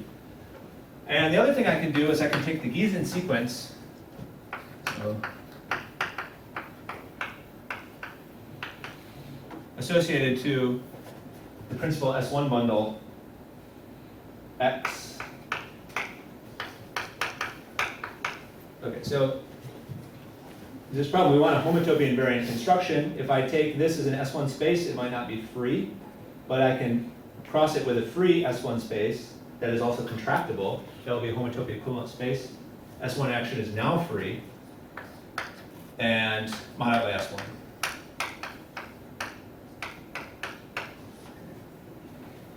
So these two coincide where the cyclic cohomology, so the homology of this space is called the S1 equivariant homology. Cohomology theory associated with this space is called the cyclic cohomology. So the cyclic cohomology of Kx is in particular isomorphic to the S1 equivariant homology of the geometric realization of S1 space. Okay. So my answer, so where is the S1 action? Using this analogy with cyclic sets, which looks very close to cyclic operads. The answer is the S1 action comes from the cyclic cohomology. And I know how to take cyclic cohomology of this thing. Okay, so let me just define complex which does. So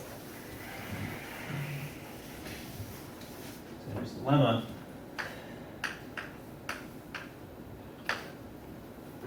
I take On, I take the invariance, maybe with some, I'll put an S there, which just means some suspension signs changed in. I take the direct sum over all n of these guys. This computes with the same differential, which restricts. That's part of what you have to prove. So this computes cyclic cohomology.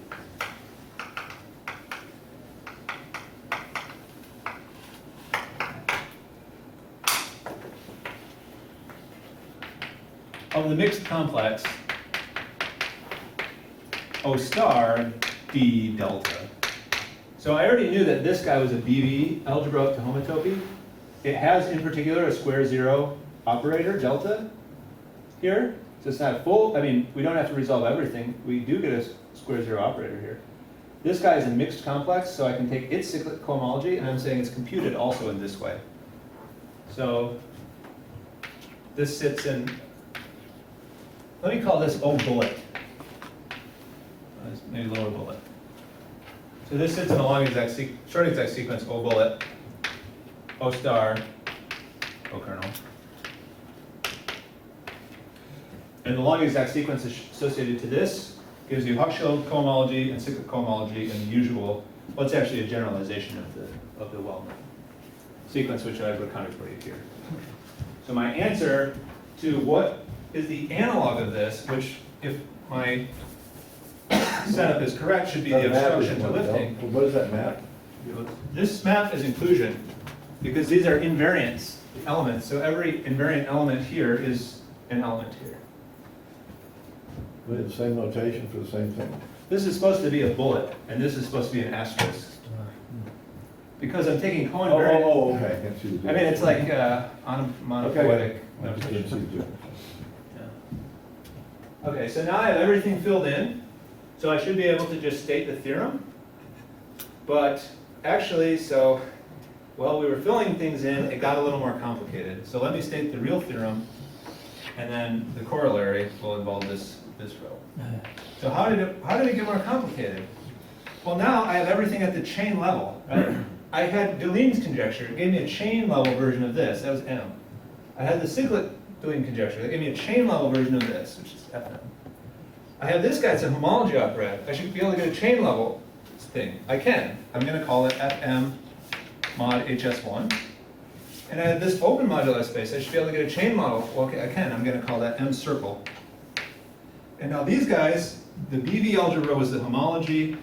The algebra here, I haven't proven it yet, but it will be the homology. That was cyclic cohomology. That was Koszul cohomology. I just carry these. Those are homology theories already. I had the chains already. O star and O bullet. Okay. So now the theorem, well, let me state it in words and then I'll write it, is that this guy is an algebra over this.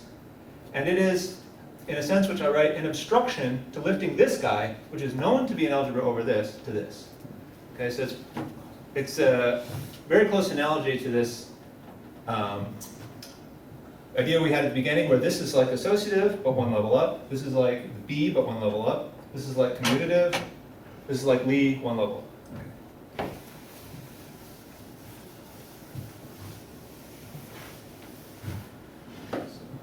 Theorem. So let's see. So this guy is an algebra over this. So what type of algebra is cyclic cohomology? It's algebra over this moduli space. So this is a M circle algebra. Is that the bullet there or not? This is the bullet. So what are the cyclic cohomology operations we get? They're over moduli space. Okay, if the cyclic cohomology degenerates, okay, let me say what that. I didn't say what that means, but I can say it very quickly, very easily. I mean, suppose that I had an S1 action that was trivial. What would happen here? So if S1 is trivial,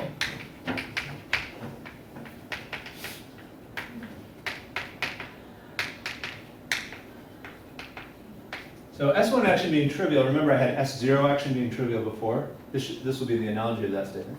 S1 action being trivial would mean that the S1 equivariant homology,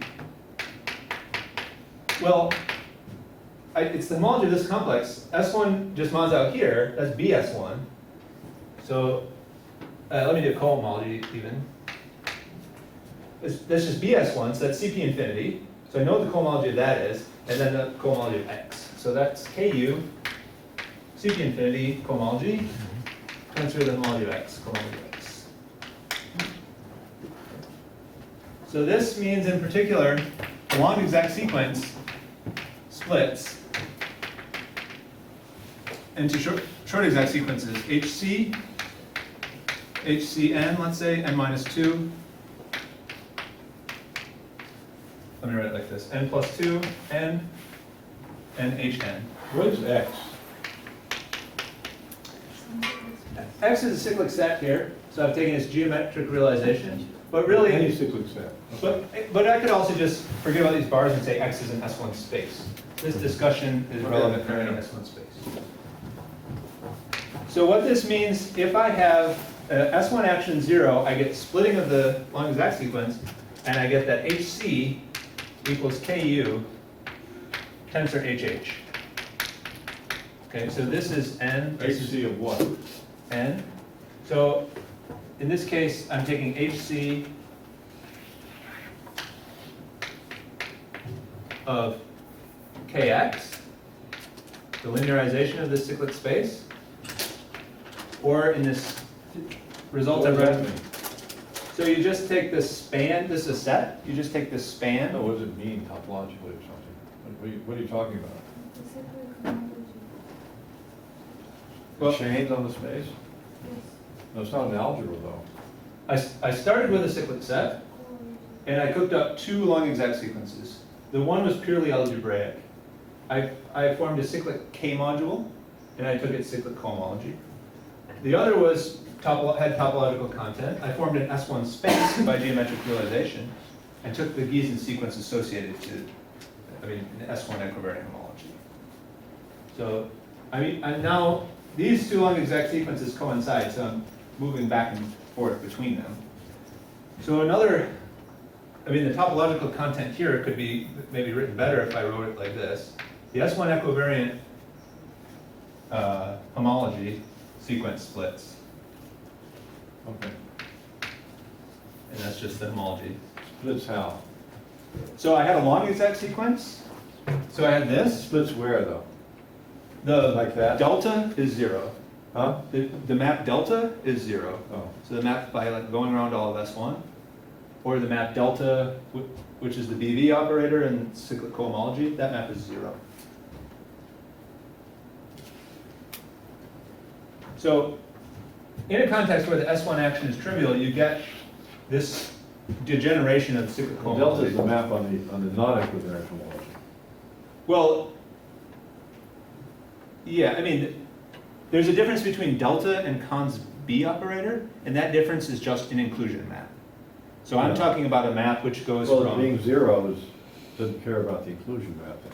well, that's true, but in the long exact, So, I mean, you're saying that, in the long exact sequence, the morphism, which is 0, if I grade it cohomologically, is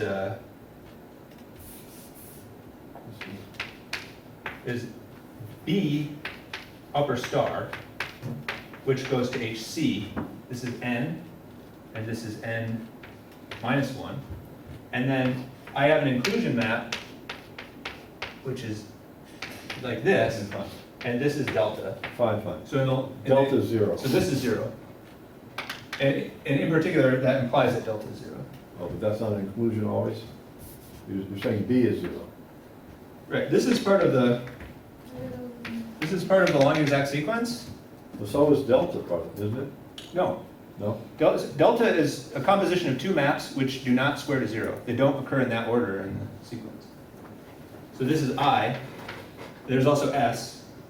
So I after B is not 0, and that's delta. The situation I'm considering here, S1 action being trivial, cyclic cohomology degenerating, B star equals 0, delta equals 0, those all going hand in hand. So you're assuming B equals 0 is the condition. What's the condition? B star equals 0 on homology. On homology. I'm just trying to make the analogy with S1 action being trivial, because that's what I had in the What is first part.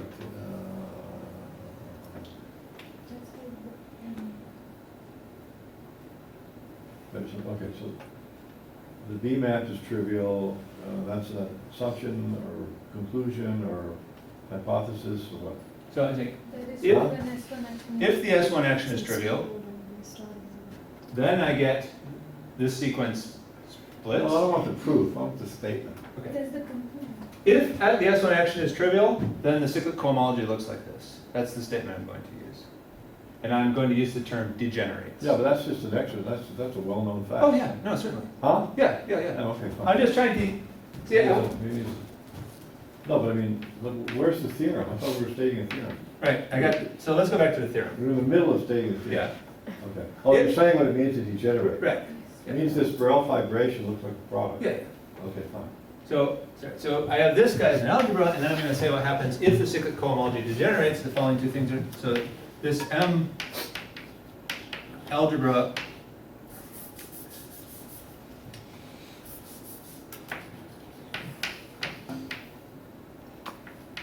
this M circle algebra structure is 0 on the homology, which is the cyclic cohomology, so I can put HC there. It's just the homology of that complex. And Is that with the bullet or without the bullet? that's the bullet. Huh? That's the bullet. Okay. M well, circle always goes with the bullet. This is cyclic cohomology. Okay. So if the cyclic cohomology degenerates, then this structure is 0, and the relevant lifting is also satisfied. So remember how the lifting went? I could lift from, in the beginning, B to commutative, so I should be able to lift from here to here. And the FM algebra, O star, lifts to a algebra over the quotient, but now that means the homotopy quotient. So it lifts to a chain model for this hypercommutative algebra structure. Okay. So FM is the chain level version for BV algebras? Yeah, so this is like BV, or if you like, it's also, you can think of it as BV infinity. This was like hypercommutative, that's a name for this operad. Yeah. This was, Getzer called this gravity, or you could call it like, Wait, stop. Too much information. Wait. I want to get the statement of the theorem. The cyclical homology generates the FN algebra, lives to the homotopy version.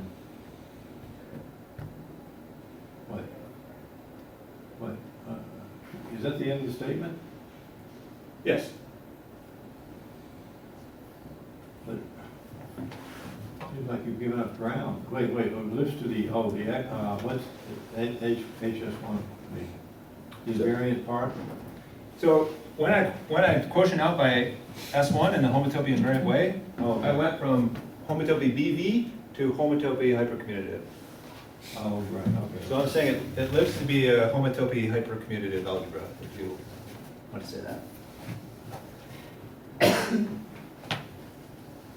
So the conclusion is in the derived setting, really, right? Well, even though we are, this is the image of a left-derived functor, we can still realize each one of these guys in a concrete combinatorial way. So, it's a homotopy invariant construction, so any weakly equivalent thing you can transfer, and who knows what you get something. But these models are very concrete, and I can say a word about that or just show some pictures also.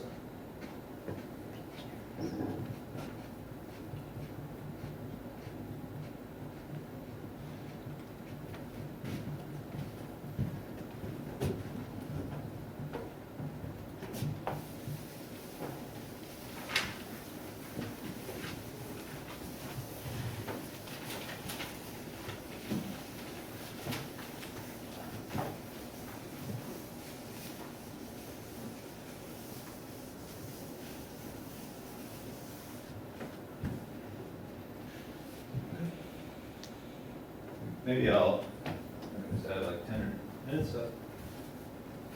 Maybe I'll try and explain what these guys are, because like I said, I think the advantage of, or one nice thing about this is that they're pretty hands-on, concrete, combinatorial models for these a priori sort of complicated, homology of moduli spaces for all the word punctures. Okay.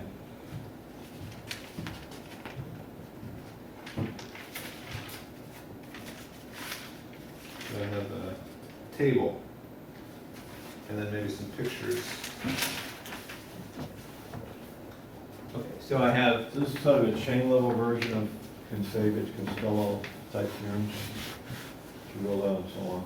yeah, It's a chain level. some of these have been done at the chain level before, like this is the Lean conjecture.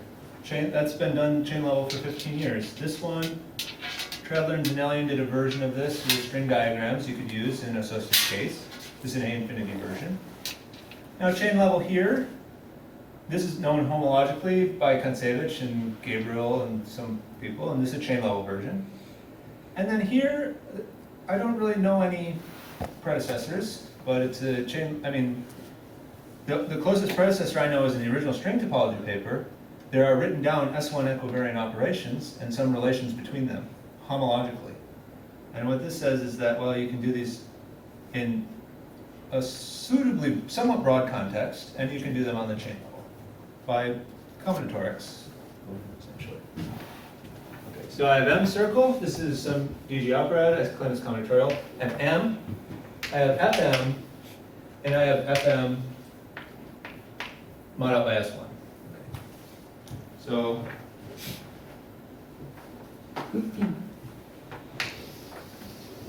I'm going to just draw, some pictures. So here, what we have are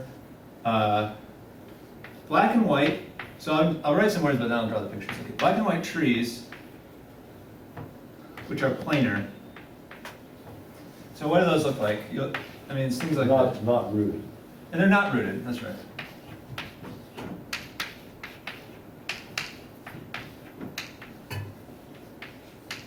Something like this. So it's a span of things that look like that. You have an operaad structure by inserting, shrink down and insert. You have a differential by, say, thinking of these guys as having weights like RST, U, and letting those weights go to 0. That would form one of these, you know, like what I call white vertices and black vertices. If you let R go to 0, that would pinch off a black vertex. You have labels, 1, 2, 3, the white vertices, 4, 5, etc. Okay. Now this guy is the same, planar, black and white, but with roots. So now how would I go from this guy to this guy? Well, I have a choice of where I want to put the root, here, here, here, here, here, here. It's planar, so there's many choices.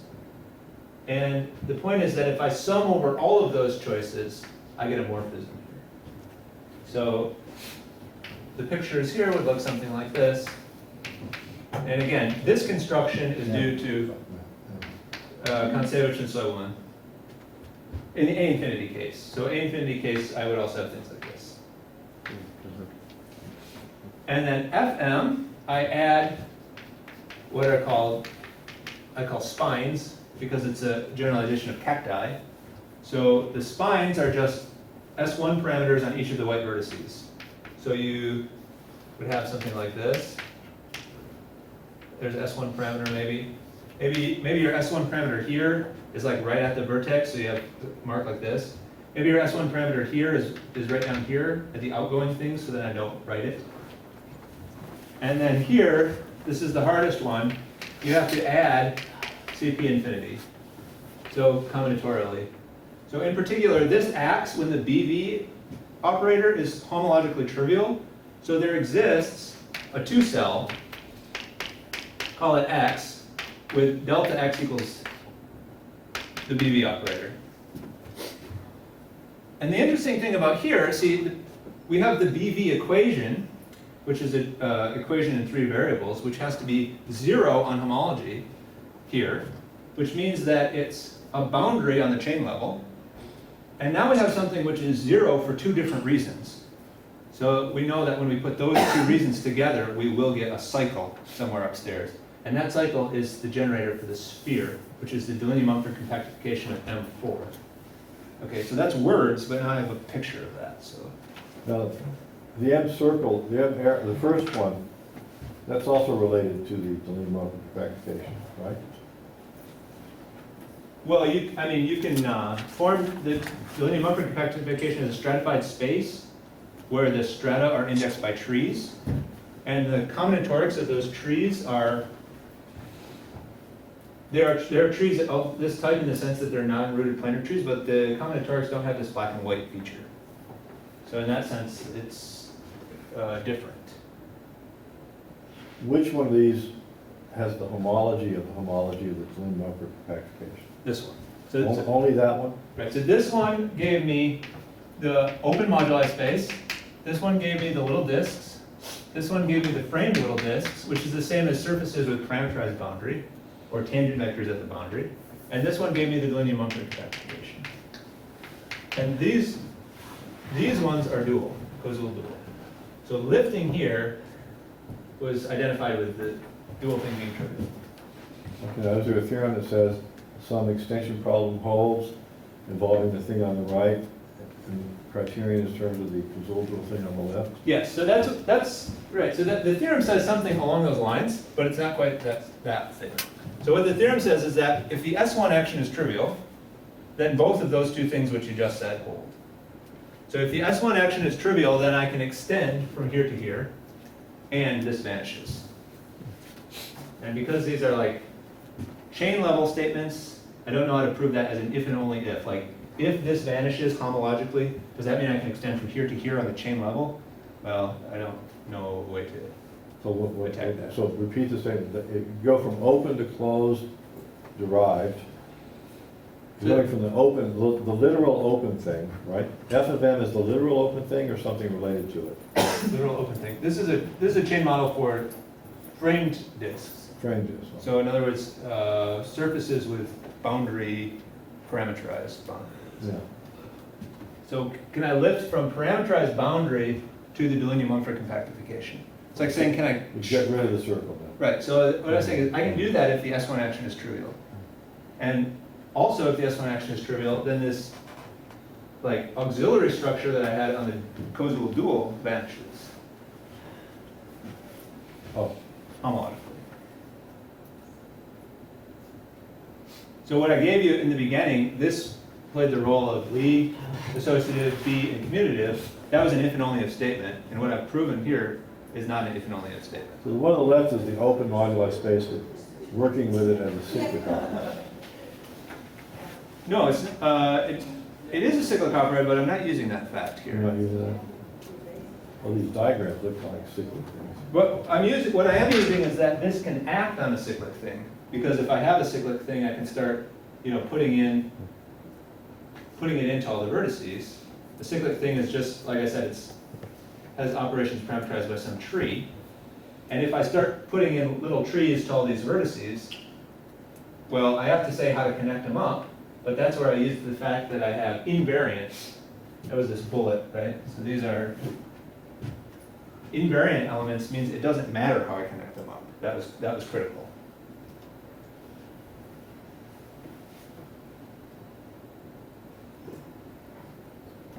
Did you ever hope to do the higher genus analog?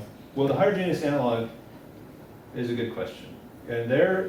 But see, the study sort of turns on its ear, because here we knew a lot of things about genus 0, which I've suppressed.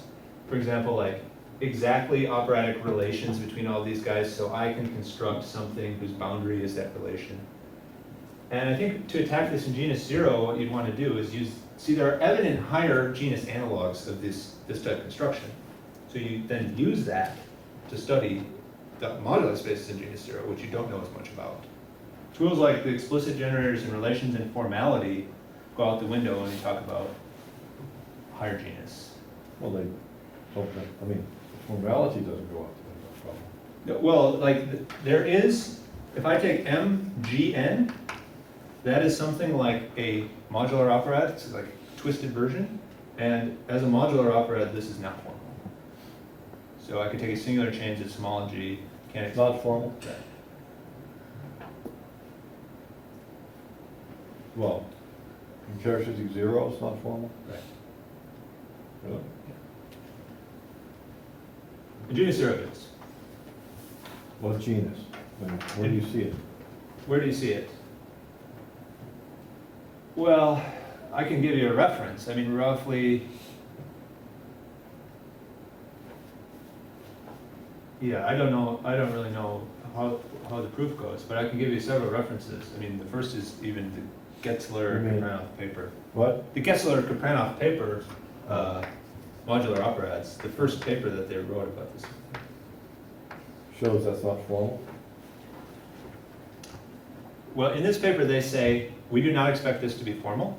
And then a proof of this, there's a paper by Dan Peterson. And I think the guy's name is Alm. This is a recent paper as of last week that proves this result.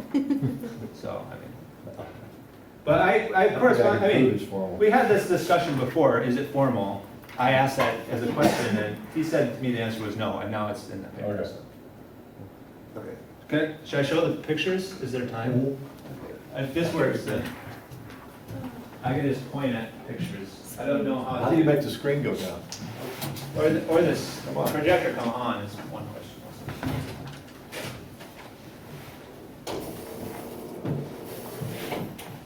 Is that fully good? More.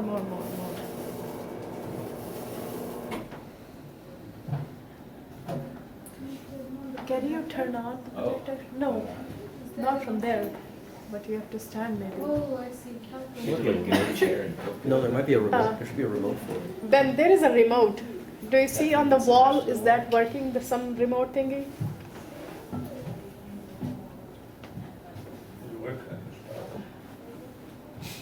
Maybe working. I think it is. It is. making noise. Oh. It is working. There we have There you go. So, if you start with a graph, like up here, see, I would say that this is a 2 simplex because you can put weights here, here, and here. The weights have to add up to 1. So that doesn't matter what you do here. You put weights here, here, and here, the weights add up to 1, that's a 2 simplex. Now what do you do when you want to construct this operad genus 0 and non-rooted? You sum over all ways to add a root and map it into the thing you knew existed. So if you sum over all ways to add a root, there's 6 ways to do that. Remember, it's a planar picture. Here, here, here, here, and here. These each have a topology based on the same principle. Like this is delta 2 cross delta 1. And what you see is that these all snap together. Where do they snap together? At precisely the places where stability would be an issue if you remove the root. So stability concerns having 3 things at every black vertex. If you remove these roots, you don't get something over in the non-rooted case. But that's okay because they all get identified at that place. So you snap it all together and you get something which is exactly what you expected except for cross S1. And this has something to do with the fact that cellular and operatic gradient are different. And we expected that because this operatic structure in the open moduli space, you can't just identify punctures. That's not well defined. You have an S1 parameter, and that's exactly mirroring this. So that's the map. Adding roots, and in particular what it means is that, what it describes for you is precisely those operations which preserve the property of invariance. So I had this before I knew what its homology was, and I calculated its homology by explicit presentation of generators and relations. Okay, so that's one picture. Going from M to M circle to M. Now here's a picture of FM. See. So here's some cells in FM. Remember they had spines now? So that affects the cellular degree because I can picture this as weights with 3 weights. And I've chosen 7 of these guys in their cellular presentation. These 7 because these are the 7 cells which fit together to show you that the BV operator holds only up to homotopy in FM. BV operator has 7 terms. Those 2 appearances of 7 are a coincidence. Let me just say that. So what you do is you take those 7 guys and you warp them out of shape like this. So that's the same 7 cells. And the points are colored by all same vertices. And then you snap them together. And you get this picture. So this picture lives in FM. It shows you that the BV operator holds up to homotopy. Because if you take the boundary of these 7 cells, you get BV equation. You get exactly the BV equation as the 7 boundary components. Now what you're saying when you go to the Delaney-Mumford compactification is that delta is 0. So you can, that means on the chain level, delta is the boundary of something. So you can fill in each one of these guys. Now you fill in this one, this one, this one, these 6. But then you fill in the last one by attaching a hemisphere. So what you have in the end is a sum of 14 cells which give you the sphere, give you the fundamental class of the sphere, and that's known to be the generator of this hypercommutive operads. It's generated by all the fundamental classes of these Delaney-Mumford compactifications. So the BV relation, putting all the homotopies and so on, gives you the generator of the Delaney-Mumford genus 0 That's moduli right. space. Right. So the BV equation lives on a sphere. These 7 always exist, and then these 7 exist conditionally. So whenever you have this type of thing, you can always put together the 2 to get a new cycle. And that's this cycle in this case. Okay. Well, What did you say about the outside? Oh, that comes from the hypothesis. yeah, if The inside comes from it being BV as a homotopy, and the outside comes from the hypothesis. right, the gray shaded thing comes from being homotopy BV, but if delta were 0, if delta were homotopy 0, then you can fill in the 6 white holes and the outside Oh, okay. cap Okay, fine. to get the sphere. Okay. Each gives 7 things. Yeah, I mean, I think the appearance of the first 7 was a coincidence, but the second 7 is not a coincidence, because you kill each one of these terms individually. We have 14 faces on this 2-sphere. Yeah. That generates the Delaney-Mumford homology stuff. Yeah, that's a degree 2 ternary operation, which goes to homology.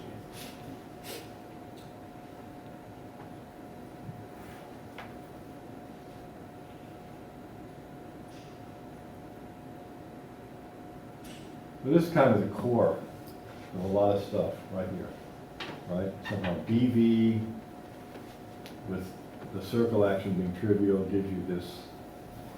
The BV thing with the circle action trivialized gives you this Celine Mumford thing, which is Manning's book from the middle 90s. Right, so, I mean, one question which I haven't sort of addressed here at all is like, what about examples? Certainly there are many examples of like these formal Frobenius manifolds. They're all algebras over the far right-hand thing. And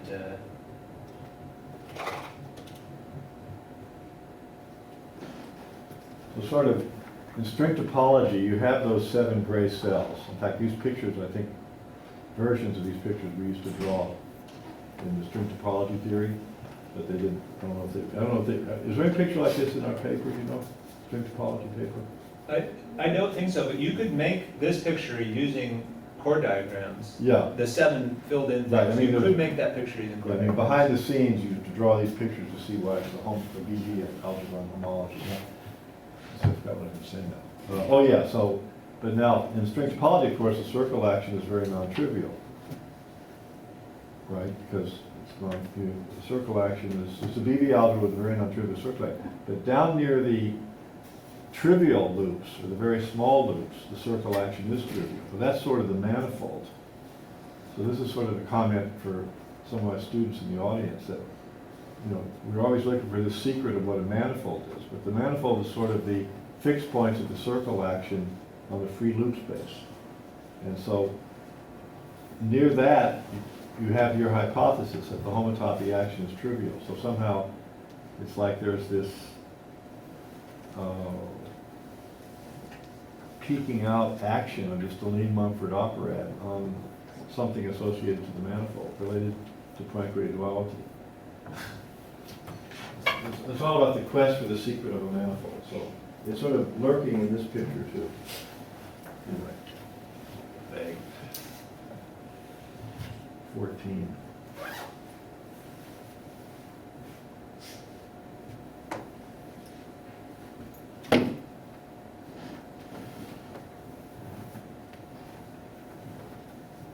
Is that it?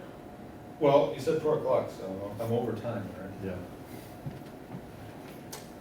I mean, I've gone over some details very quickly, and I'm happy to talk to anyone about more So somehow details, but I guess that's it, yeah. what's nice in this is the detail.